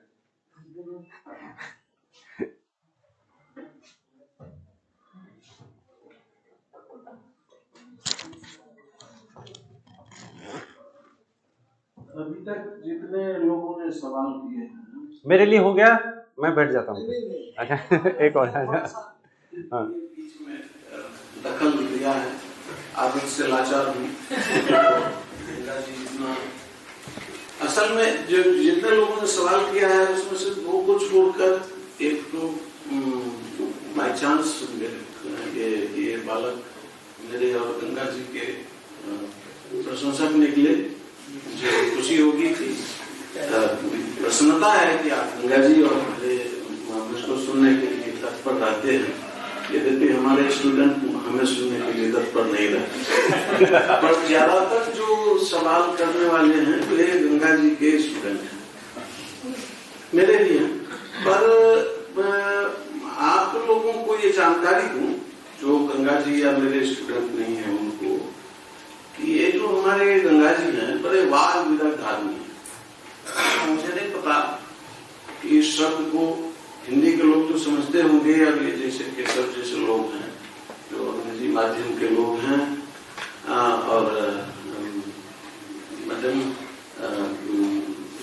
तो हिंदी अच्छी तरह जानती हैं, पर अपनी वाग विदग्धता, मैडम भी की भी वाग विदग्धता को आप ध्यान में रखें। तो अभी एक उदाहरण इनसे ले रहा हूँ। कि इन्होंने एक जगह कहा कि जब ये कहा गोवा में पांडिचेरी में जब ये अध्यापक थे तो करुणानिधि जी ने अपनी किताब के अनुवाद के लिए प्रस्ताव भेजा था। एक जगह मैं याद कर रहा था और इसी तरह की कोई बात इन्होंने की है और मैडम ने ये कहा कि कोई शब्द जब दीपक ने चर्चा की थी तो इन्होंने कहा कि I was thinking in Italian and speaking writing in English. असल में मित्र ये है कि आप सारे लोग यदि एनसीईआरटी से किताब रही फिर से वही 22 भाषाएं ढाक के 3 पाठ होते रहते हैं हम लोग कि 22 भाषाओं में समझ का माध्यम शीर्षक से किताब प्रकाशित हुई है जिसमें भारत सरकार ने बड़े लंबे चौड़े वाक्यों से दुहाई दी है कि हमें मातृभाषा के माध्यम से पढ़ाया जाना चाहिए। अभी जिस भाषा के वर्चस्व की बात आपने शुरू की और कहा कि यह विकृति है, वाकई विकृति है। ये वर्चस्व शब्द ही अपने में एक विकृति है कि जब कोई मनुष्य दूसरे मनुष्य पर अपना वर्चस्व चाहता है। अभी मैं किसी से कह रहा था कि किसी एम्बेसी की गाड़ी सड़क पर आपको जाते दिख जाए और आप सड़क पार करने के लिए हैं तो वो गाड़ी रुक जाती है यदि उसके ड्राइवर एम्बेसी से आए हुए हैं। मतलब उनसे हम ये बात सीख सकते हैं कि पैदल यात्रियों को कितना महत्व देते हैं और हमारे यहाँ के लोग जो पैदल हैं उनको चींटी मच्छर भी नहीं समझते, कुचल के निकल जाना चाहते हैं। तो ये बात हमें सीखनी चाहिए कि अंग्रेजी के जिस वर्चस्व की बात हम कर रहे हैं असल में हम उसे ओढ़ रहे हैं, हमें उसने मजबूत नहीं किया है या हमारी अपनी दरिद्रता है, अपना दारिद्र्य है कि हम उस पर आश्रित हो रहे हैं। और ये अचानक से जो जिसको जादू कहा उन्होंने अंग्रेजी को लोहिया जी ने, उसी किस्म का जादू है ये वर्ल्ड लिटरेचर का पदबंध। अचानक से सारे लोग, अब मैं जोड़ता हूं कि यदि गंगा जी की उस वाद विदग्धता को आप लोगों ने समझा होता तो आपको ये ध्यान में आ गया होगा कि ये वर्ल्ड लिटरेचर भी एक पॉलिटिक्स है। दुनिया की सारी भाषाओं को खा जाने के लिए अचानक से आपको रातों रात वर्ल्ड लिटरेचर बनाने के चक्कर में करुणानिधि हिंदी में क्यों आना चाहते थे? बाजार था कि अनुवाद असल में है क्या। मैं जो अनुवाद के छात्र हैं वे थोड़ा कान मूंद लें। बाकी लोगों के लिए मैं कहना चाहता हूं जो क्लास में मैं बार बार मैंने कहा है कि हर अनुवाद अपनी भाषा में स्थगित पाठ को जो रुक गए उस पाठ को पुनर्जीवन देकर नया और बड़ा पाठक समूह उपलब्ध कराता है। कोई भी किताब आप छपी हुई कहीं देखते हैं, थोड़ा पब्लिशिंग में जा रहा हूं, कि वह किताब छपने के बाद उसका कोई किसी भी लेखक से आप पूछिए, हिंदी वाले तो दरिद्र होते हैं। एक किताब ट्रांसलेशन किया जो विदेशी पब्लिशर ने प्रकाशित की तो पहले ही साल के मात्र 16 मार्च से लेकर 31 मार्च तक जितनी रॉयल्टी उस ट्रांसलेशन के लिए मुझे मिली, पूरी जिंदगी में 44 किताब हिंदी में छपकर बाजार में बिक रही है। पूरी जिंदगी के सारी किताबों को मिलाकर उस 16 दिन की रॉयल्टी से को क्रॉस नहीं कर पाई। तो सही कहा वो नाटककार एक कौन थे अंग्रेजी के, उनको नाम अचानक से भूल गया। उनको मर्लिन मनरो ने कहा कि 1 सेकंड के लिए मेरे नंगे टखने देखने का मूल्य तुम्हारे पूरी जिंदगी के नाटक पर मिले रॉयल्टी से ज्यादा है। ये तो लेखक की दुर्गति है। सॉरी, हाँ, मिलर को मर्लिन मनरो। तो ये समस्या जहां पर है कि हर कोई लोकल होने के बजाय, क्षेत्रीय होने के बजाय, अपनी भाषा में होने के बजाय सारे के सारे लोगों को सबसे पहले वर्ल्ड लिटरेचर में जाना है और वैश्विक होना है। वो नंदकिशोर नवल एक दिन सुना रहे थे कि उन्होंने शास्त्री जी मतलब त्रिलोचन शास्त्री से पूछा, आप नाम कहेंगे तो मैं ले भी दूंगा, मुझे तो वो कभी ही लगता है हिंदी का हुआ अफसर साहित्यकार। उसने घोषणा कर दी कि मैं तो वैश्विक कवि हूं, क्योंकि विश्व दुनिया की 18 भाषाओं में मेरी कविता का अनुवाद हुआ है। तो नवल जी ने जब शास्त्री जी से पूछा तो कि वर्ल्ड लिटरेचर इसे ही कहते हैं, तो त्रिलोचन शास्त्री ने कहा, देखो नवल, वैश्विक होने के लिए पहले राष्ट्रीय होना होता है, और राष्ट्रीय होने के लिए पहले प्रांतीय होना होता है, प्रांतीय होने के लिए पहले सामाजिक होना होता है, और सामाजिक के लिए पहले पारिवारिक। वो आदमी अभी पारिवारिक ही नहीं हो पाया, और वैश्विक कहां से हो? ये संकट है। आप जिस मातृभाषा की, और आप बाकी सारे लोग भी जिस मातृभाषा की बात कर रहे थे, यदि इस देश के सारे गांवों में मातृभाषा में पढ़ाई करने की शुरुआत कर दी जाए, कागज में नहीं, कागज में तो किताब छप गई 22 भाषाओं में, शुरुआत व्यवहारिक तौर पर हो जाए, तो क्या होगा? पहला काम कि मातृभाषा से शिक्षा पाने में हर व्यक्ति को इतनी सुविधा होगी कि उसकी जो प्रतिभा एक नई भाषा सीखने के संघर्ष में जाती है, जो ऊर्जा उसमें खर्च होती है, उतनी ऊर्जा में वो ज्ञान सीख लेगा। ज्ञान और भाषा दोनों अलग अलग चीज है। भाषा माध्यम है, ज्ञान एक वस्तु है जो आप सीख रहे हैं। तो ज्ञान तो सीखने नहीं देता, उससे पहले भाषा उसके सामने आ जाती है। जैसे आपके सामने 8वीं पास करते ही आ गई। हम भी जब आए थे तो पहले तो हमें पढ़ाया शुरू, ये ट्रिग्नोमेट्री या ज्योमेट्री जब से पढ़ाना शुरू किया तो किताब देखा अंग्रेजी में। Let us assume that ABC is a equilateral triangle. अब ये अंग्रेजी समझ में नहीं आ रही, तो उसका हिंदी अनुवाद जब आया था कि मान लिया जाए कि अ ब स एक त्रिभुज है, चलिए यहाँ ABC का तो अ ब स मान लिया। अगले पेज पर गया तो मान लिया जाए कि अ ब स द एक आयत है। अब वो अ ब स तो आया, द कहां से आ गया? स के अ ब स, मतलब वो अंग्रेजी का जो ट्रांसलेशन हो रहा है उसको कहना चाहिए का खा ग।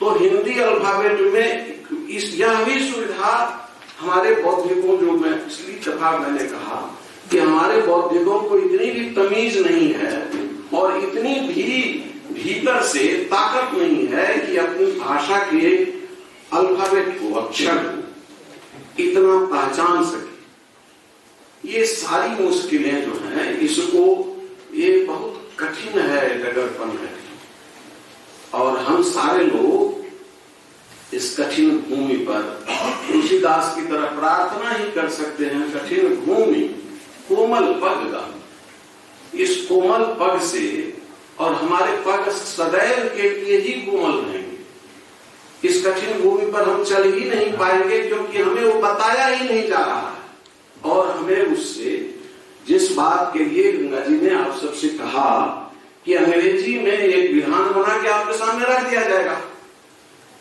और आपके 98% आपकी देश की जनता वो अंग्रेजी समझती नहीं है। भारत में अंग्रेजी जानने समझने वाले कितने प्रतिशत लोग हैं, और वह 2% लोग हमारे सिर पर इस तरह से नाच रहे हैं कि हम ही केवल बुद्धिमान हैं। आप चले जाइए गांव में जो धान रोपते रहते हैं, उन्हें आप एग्रीकल्चर में इंजीनियरिंग करके जाइए तो वो कहेगा, जो धान रोपने वाले को कहिए, अरे ये ऐसे थोड़ा इसको कम दूरी पर करो तो आप इंजीनियर रहिए अपने गांव में। वो कहेगा, ए बाबू बेसी पैंट कोट मत झाड़ा, हम नहीं जाने थी का करे के बाद वो आपको समझा देगा। आप इंजीनियरिंग आपका अपने घर में रहे। ये एक सिनेमा है जिसमें एक पात्र ने, विलन ने, जो दूसरे देश का आतंकवाद हमारे देश में फैलाने के लिए आया है, वो बता रहा है कि जिस देश का नागरिक सिर्फ स्वार्थ और स्वार्थ में लिपटा रहे, उस देश को गुलाम बनाने में कितनी देर लगेगी। जिस देश के बुद्धिजीवियों को ये पता नहीं है कि हम अपनी सारी ऊर्जा जिस चीज में खपा रहे हैं, अपने देश के नौजवानों को रास्ते से भटका रहे हैं, जो मैं सुबह कह रहा, ये सुबह नहीं, पिछले सत्र में कह रहा था, ये सारे के सारे नेता, अफसर, पुलिस, पत्रकार, शिक्षक, उपदेशक जितने हैं, इनमें से किसी को देश की चिंता नहीं, और देश की चिंता नहीं है, इसलिए देश के नौजवानों के मानस की चिंता नहीं है कि इसके मानस को किस तरह ट्यून करें कि ये देश के बारे में सोचें। ये सब संकट है मित्र। इसलिए जो ही मातृभाषा में पढ़ाई शुरू होगी तो उस गांव के नागरिक को उस गांव में अध्यापक की नौकरी मिलेगी। पर आप कल्पना कीजिए कि आपके गांव के किसी व्यक्ति को आपके गांव के स्कूल में नौकरी दे दी जाए, तो पढ़ाने के बजाय खेत में, उस टाइम में खेत में काम करेगा, और जो मुखिया रहेगा उसको जाके 1000-2000 देने में ज्यादा सुविधा महसूस होगी। तो ये सब संकट हर दिशा में है। इन दिशाओं पर सोचने के लिए आपकी पीढ़ी अपने गांव को जिस तरह से संवारेगी, उसी तरह से आपके कुछ सीनियर्स यहाँ जिनको मैं देख चुका हूं, ये खुद तो अपनी पीएचडी का सिनॉप्सिस लिखकर हमें दिखा नहीं पाए दोनों को, और वे दूसरों के सिनॉप्सिस, दिल्ली विश्वविद्यालय के लड़के लड़कियों की सिनॉप्सिस पैसे लेकर लिखते थे। अब आप कल्पना कीजिए कि जिसका सिनॉप्सिस खुद नहीं लिखा गया, वह जब दूसरे का सिनॉप्सिस पैसा लेकर लिखता है तो क्या लिखता है। हम ऐसे नौजवान के देश के शिक्षक हैं, और ऐसी शिक्षा हम किनको दे रहे हैं। तो सोचिए गंगा जी। सर मैं नवीन सर आपसे सवाल करें। हाँ सर, ये आपने नंदकिशोर नवल वाली जो बात कही कि पहले विदेशी होने से पहले राष्ट्रीय होना, अंतरराष्ट्रीय होने से पहले राष्ट्रीय होना, फिर प्रांतीय होना, फिर स्थानीय होना, फिर पारिवारिक होना। तो यहीं से एक सवाल मैं ये पूछना चाहता हूँ, क्या लेखक बनने के लिए पारिवारिक होना आवश्यक है? हिंदी में ऐसे कई लोग रहे जो पारिवारिक संस्थाओं से अलग रह करके जीवन भर बाहर घूम करके पारिवारिक जिम्मेदारियों से मुक्त होकर के उन्होंने साहित्यिक लेखन किया। नागार्जुन का नाम आता है। राहुल चंद्रटैन जी जीवन भर घूमते ही रहे परिवार की जिम्मेदारियों से मुक्त होकर के, लेकिन उन्होंने बहुत अच्छा लेखन किया जिससे प्रभावित होते हैं। तो सर इस पे मैं कुछ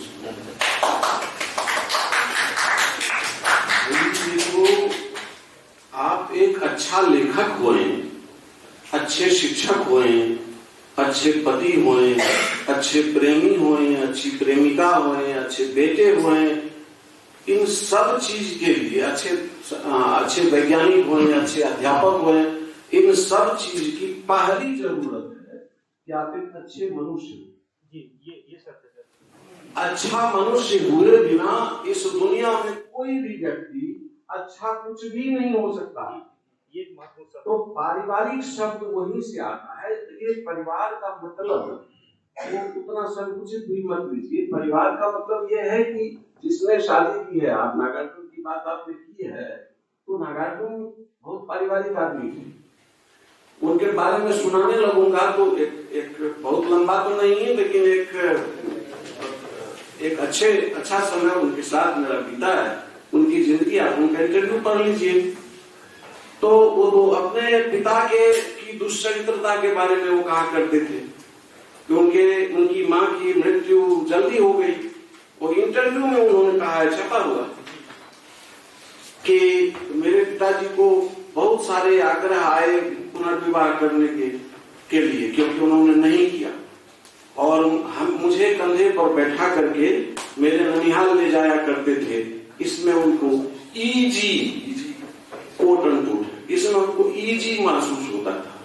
ये पारिवारिक चिंता थी। आप रतिनाथ की चाची पढ़िए, उसमें फिर एक मेरे ही मित्र ने उसको बायोग्राफी घोषित ही कर दिया और उसी तरह से लिख दिया, लेकिन इंद्रनाथ ये रतिनाथ की चाची में रतिनाथ जो है वो ज्यादातर समय में आपको नागार्जुन दिखेंगे। तो परिवार की चिंता और परिवार के लिए घूस खाकर जेल चले जाना, ये दोनों दो बातें हैं। राहुल को जरा देखिए। हाँ राहुल, ये लोग क्लास में या ऐसे नहीं पूछ पाते सवाल। यहाँ कैमरा में आ रहा है ना। और मुझे सवाल पूछ करके अच्छा ऑफिशियल स्टेटमेंट यही है, वो स्टेटमेंट दे रहे हैं। सर एक सवाल मुझे हमेशा से परेशान करता रहा है, जेएनयू आने के बाद खास करके करता है कि जो दलित साहित्य को लेकर कि हमें क्या जो सहानुभूति का साहित्य है दलित साहित्य के ऊपर क्या स्वीकार करना चाहिए? अरे ये अनुवाद पर काम हो रहा है, अनुवाद के ऊपर दलित सामाजिक पूरा सवाल, आपका सवाल पूरा हो गया। तो अगर ये अनुवाद से संबंधित नहीं है पूरा सवाल ठीक है। तो मतलब तो ये जो दलित साहित्य है ना, तो जो कुछ वर्ग जो सहानुभूति में लिखते हैं हमारा साहित्य, यहाँ आने के बाद पता चलता है लोग तो सिर्फ अपने आप को मतलब बड़ा दिखाने के लिए, मतलब मैं उसको करता हूँ, मतलब दया की भाव से लिख रहा हूँ इस तरीके का। जैसे हम देखते हैं कि कोई दलितों को जब बाबा साहब को कोई बोलते हैं तो उनका जितना टाइम होता है बोल लिए और कार्यक्रम चल रहा है वो चले जाते हैं जो उच्च वर्ग के लोग होते हैं। तो वो कैसे हम उस भाव में स्वीकार करें कि वो सचमुच सिर्फ दया के लिए, सिर्फ अपने पॉपुलैरिटी के लिए लिख रहा है? हमें क्या उस चीज को स्वीकार करना चाहिए? क्या वो विश्वसनीय है जो उच्च वर्ग के लोग लिख रहे हैं दलित साहित्य के ऊपर? तो बहुत सारे दलित लेखक भी वही करते हैं जो आप कर रहे हैं। ये सवाल अनुवाद से संबंधित तो नहीं है, लेकिन सर हमें परेशान करता रहा है। यहाँ पहले पश्चिम बंगाल उत्तर भारत आने के बाद खास करके मुझे करने लगा है सवाल परेशान, पहले नहीं करता। मेरे ख्याल से जो ये आप प्रतिबद्धता की बात कर रहे हैं, किसकी कितनी प्रतिबद्धता है, तो प्रतिबद्धता का सवाल तो निश्चित तौर पे दलित लेखकों के लिए भी है, किसी भी रचना के लिए है।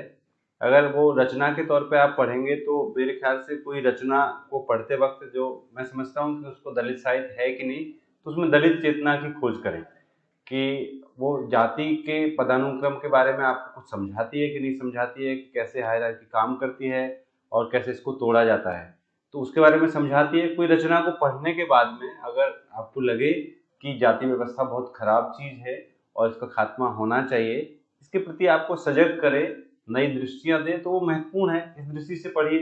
हम कौन सर्टिफिकेट देने वाले हैं? हमको किसी को सर्टिफिकेट देने की आवश्यकता नहीं है। सब लोग लिख सकते हैं, सब लोग पढ़ सकते हैं, किसी को कोई प्रमाण पत्र देने की आवश्यकता नहीं है। आप जो रचना महत्वपूर्ण है वो अपने आप में ज़्यादा समय तक प्रभाव छोड़ेगी, ज़्यादा पाठक इसको पढ़ेंगे। जी, हमारे हिसाब से हम शिक्षक हैं, हमारी जाति शिक्षक की है और आपकी जाति स्टूडेंट की। नमस्ते सर, मेरा नाम योगेंद्र है। सर मेरे दो सवाल हैं छोटे छोटे।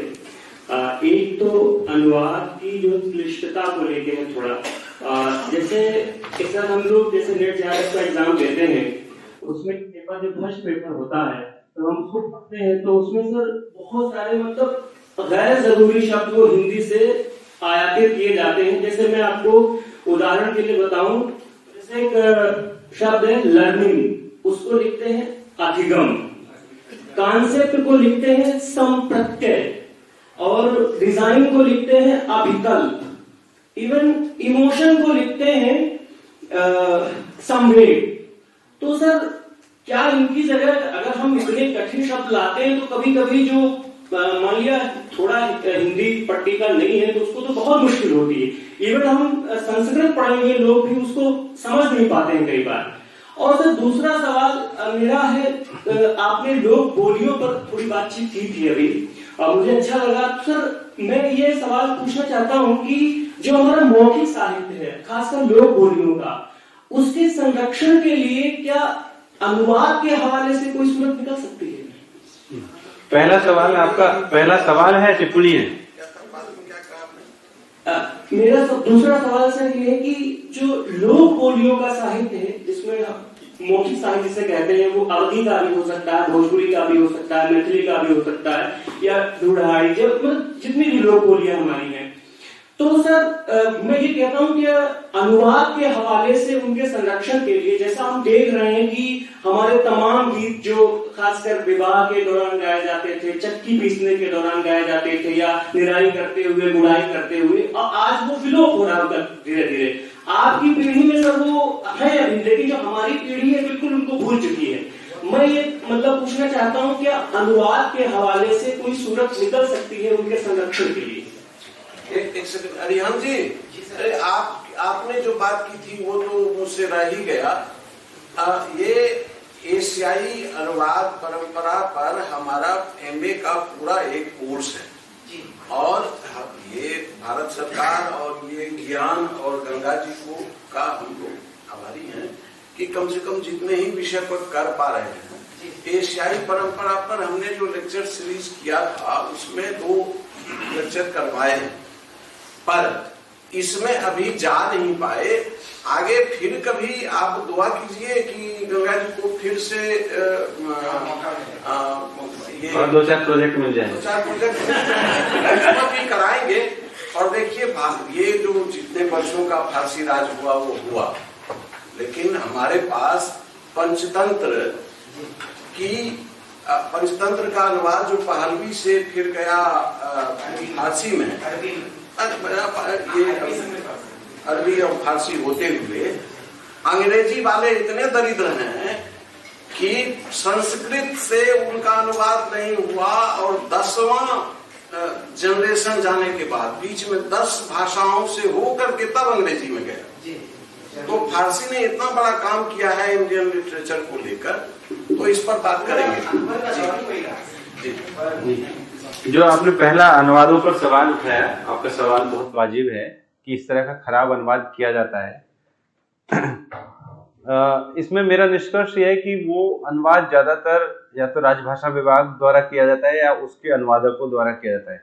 मुझे भी CSIR बड़ी सम्मानित संस्था है, उसका क्वेश्चन पेपर ट्रांसलेट करने का या इसका जो नेट की परीक्षा कराते हैं NTA, उनका प्रश्न पत्र अनुवाद करने का मौका मिला। तो देख रहा हूँ कि ज्यादातर लोग क्या, एक वैज्ञानिक शब्दावली है, उस शब्दावली का सहारा लेकर के उससे अनुवाद करते हैं।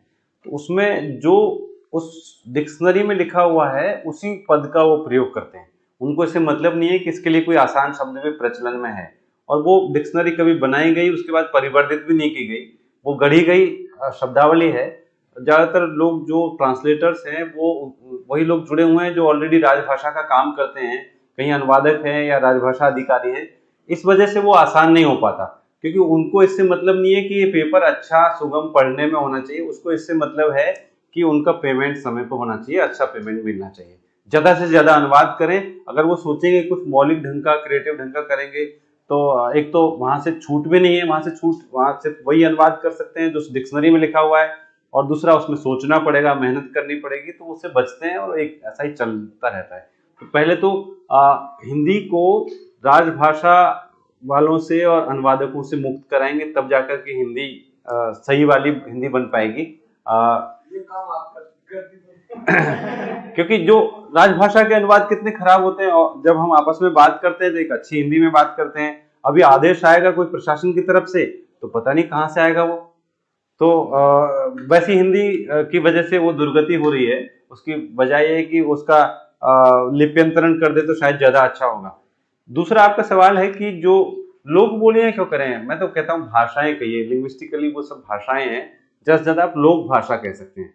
जो हम बोली और भाषा का फर्क कर देते थे, एक दूरी कर देते हैं उनमें। अवधी एक स्वतंत्र भाषा है, मैथिली एक स्वतंत्र भाषा है, ब्रज एक स्वतंत्र भाषा है, ये बोलियां नहीं है।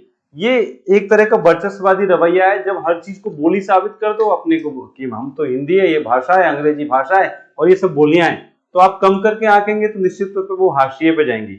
उनको भाषाएं मानिए और उनके संरक्षण के लिए निश्चित तौर पे अनुवाद एक माध्यम हो सकता है, लेकिन अनुवाद के करते वक्त बड़े सजग होकर के करना पड़ेगा, क्योंकि जो लोक भाषाएं हैं उनका जो सांस्कृतिक पृष्ठभूमि है उसके प्रति अगर अनुवादक सजग नहीं है तो वो क्या करेगा कि वो अपने जो उसके मूल्य है, जो उसका समझ है, उसके आधार पर अनुवाद करेगा। लेकिन सिर्फ अनुवाद से नहीं बचेगी, उसका प्रयोग करने से वो भाषाएं बचेंगी। जैसे मातृभाषाओं में शिक्षा दी जानी चाहिए, उस जगह के लोग प्रयोग करें और भाषाएं सीखें, लेकिन अपनी भाषा को छोड़ करके नहीं। उस भाषा के लोग प्रयोग करते रहेंगे तो वो भाषा बची रहेगी। एक सवाल, वो जो तकनीकी भाषा के तकनीकी कोर्स जो है उसमें जब बना था तब वे ही लोग उसमें शामिल थे जो संस्कृतवादी, संस्कृत का मैं विरोधी नहीं हूँ, जो कोई समर्थक है वे मान ले। मुझे संस्कृत के जितने पूजा पाठ और ढेर सारे श्लोक मुझे जितने याद हैं, बड़े बड़े पंडित को नहीं याद होते, लेकिन ये उसी वर्चस्व का प्रतीक है कि नए जमाने के लोग इस बात को समझ न लें। ये उस समय के बने विशेषज्ञों की जो समिति थी उसमें ऐसे ही लोग शामिल कराए गए थे, क्योंकि वे हाथ जोड़ते हुए पहुंचते थे उन दफ्तरों में, जो नहीं पहुंच पाए उनको भी रखा। उसको तो रघुवीरी हिंदी कहते हैं। डॉक्टर रघुवीर को सबसे पहले बनाया गया ना उसका कि भाई हिंदी में शब्दावली नहीं है तो शब्दावली कहाँ से लाएंगे, कि हम शब्दावली गढ़ेंगे संस्कृत के आधार पे, तो रघुवीरी हिंदी बन गई। सर पिछले साल एक मगही उपन्यास का अनुवाद हुआ, मूल उपन्यास का उपन्यास था, और पहली बार किसी मगही उपन्यास का अनुवाद था पिछले साल, मतलब 2024 में अब है ने अनुवाद किया। तो मैं ये सोच रहा था कि आजादी से पहले और आजादी के बाद भी मतलब अंग्रेजी प्रमुख स्रोत भाषा की भूमिका निभाती आई है, और आजादी के बाद जिन भाषाओं से अनुवाद हुआ है हिंदी में, उनमें मतलब मराठी, बांग्ला, इस तरह की कुछ भाषाएं हैं। लेकिन यहाँ भी हम जो जिसका आप जिक्र कर रहे थे कि लोकतंत्रीकरण, भाषाओं का लोकतंत्रीकरण नहीं दिखता है, तो क्यों ऐसा हुआ कि बांग्ला और मराठी से तो कई अनुवादकों ने अनुवाद किए, कई सारी किताबों के अनुवाद हुए, लेकिन अन्य भाषाओं में ये प्रवृत्ति नहीं दिखती है। तो इसके क्या समाजशास्त्रीय कारण हो सकते हैं, ये मैं जानना चाह रहा था कि इतना सीमित दायरा क्यों रहा, कि भारत में भी जो अनुवाद हुआ उसका इतना सीमित दायरा क्यों रहा, मतलब भारतीय भाषाओं में जो परस्पर अनुवाद हुए, ये मैं जानना चाह रहा था। मेरे ख्याल से इसके पीछे भी वो जो अनुवाद का समाजशास्त्र काम करता है कि कौन लोग भाषा और अनुवाद के क्षेत्र में सक्रिय है। जैसे तमिल में बहुत कुछ हिंदी से बहुत अलग है, लेकिन बहुत कम अनुवाद हुआ है क्योंकि बहुत अनुवादक हमारे पास नहीं है। जनरली जो अनुवाद करते हैं वो तमिल भाषी होते हैं जो थोड़ी बहुत हिंदी जानते हैं, हिंदी भाषी प्रयास नहीं करते कि वो तमिल सीखे और उससे अनुवाद करें। तो जो वर्चस्व की भाषाएं हैं उनमें जो लोग सक्रिय हैं, जिन भाषाओं के वो समर्थक होते हैं, उन्हीं भाषाओं में ज़्यादा अनुवाद हो पाते हैं। बाकी भाषाओं में अनुवाद होते हैं लेकिन वो कई बार सामने भी नहीं आ पाते। मैं ऐसी कई आदिवासी भाषाओं को जानता हूँ, भाषाओं को मतलब भाषा नहीं जानता, उन भाषाओं में लिखे गए मौलिक और अनुदित कामों को जानता हूँ जो ऐसी जगहों से छपे जहाँ पर कोई ISBN नंबर की व्यवस्था नहीं है किताबों के पास में। ऐसी छोटी जगहों से वो छपे हुए हैं और वो छपाते हैं और वो अपने समुदाय के बीच में उसको प्रसारित करते हैं। या एक प्रवृत्ति उसमें जो अगले वाले व्याख्यान में आएगी, द्विभाषिक प्रस्तुति की भी एक प्रवृत्ति है कि भाई दूसरा तो कोई हमारी भाषा नहीं जानता तो हम ही दो भाषाओं में उसको प्रस्तुत करें। तो निश्चित तौर पर इसका एक समाजशास्त्र है, उस पर हम सबको काम करने की जरूरत है, समझने की जरूरत है कौन सी भाषा का समाजशास्त्र कैसे काम कर रहा है। खत्म कीजिए, ये सब बहुत बड़ा झंझट है। योगेश वाली बात मैं उससे बताता हूँ कि हम लोग NTA में क्वेश्चन पेपर ट्रांसलेट करने के लिए गए।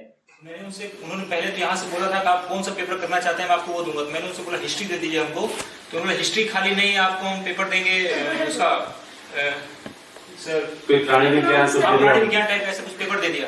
तो मैं कहा ये तो मैं नहीं कर पाऊंगा। तो मैं एक दिन किया, उसके बाद मैं वहां से भाग करके चला आया। और वहाँ नियम ये है कि कहते हैं आप कैसे भी इसको जल्दी से कर दीजिए, हमको ट्रांसलेशन भेजना है, पारिभाषिक शब्दावली वहां आपको दे देंगे वो देखने के लिए। और उसमें एक लाइन नीचे जोड़ देते हैं कि अगर आपके सवाल को कोई, और सर ये भी मजेदार बात है, वो इसलिए ऐसा करते हैं पारिभाषिक शब्दावली से कि कोई केस होता है तो उसको लड़ सके पारिभाषिक शब्दावली के मामले पे। और लास्ट में एक लाइन जोड़ देते हैं कि अगर कोई विवाद की स्थिति होती है तो अंग्रेजी वाला सही माना जाएगा, बस इससे बच जाते हो। तो उसमें सर यही, जैसे लोग ट्रांसलेशन करते हैं, आप कहेंगे मेरा इंटरेस्ट इसमें है, लेकिन वो आप कहेंगे तो खाली नहीं है, तो बहुत सारे लोग कर रहे हैं, आप पॉलिटिकल साइंस का करिए या आप हिस्ट्री का करिए, जो विषय आपको नहीं आता उसका कीजिए, और फिर अनुवादक उसके लिए तैयार हो जाते हैं, तैयार होते हैं और पैसा करता है। हाँ 3,000 रुपए सर एक दिन का देते हैं, वो पैसा मिलता है आपको? ऐसे ऐसे लोग हैं जो एक साल में 5 लाख रुपया वहां पे ट्रांसलेशन करके कमाते हैं, 5 लाख रुपया, और क्योंकि वो सारे विषयों का करते हैं, सारी परीक्षाओं का करते हैं। इतने बड़े देश में मैं अनुभव जन्य बात कर रहा हूँ कि 16 वर्षों तक नेशनल ट्रस्ट में मुझे सीधे तमिल से असमिया में अनुवाद करने वाला, हो गया उसका बांग्ला खत्म। से कोई कन्नड़ में अनुवाद करने वाला नहीं मिला, एक भी अनुवाद।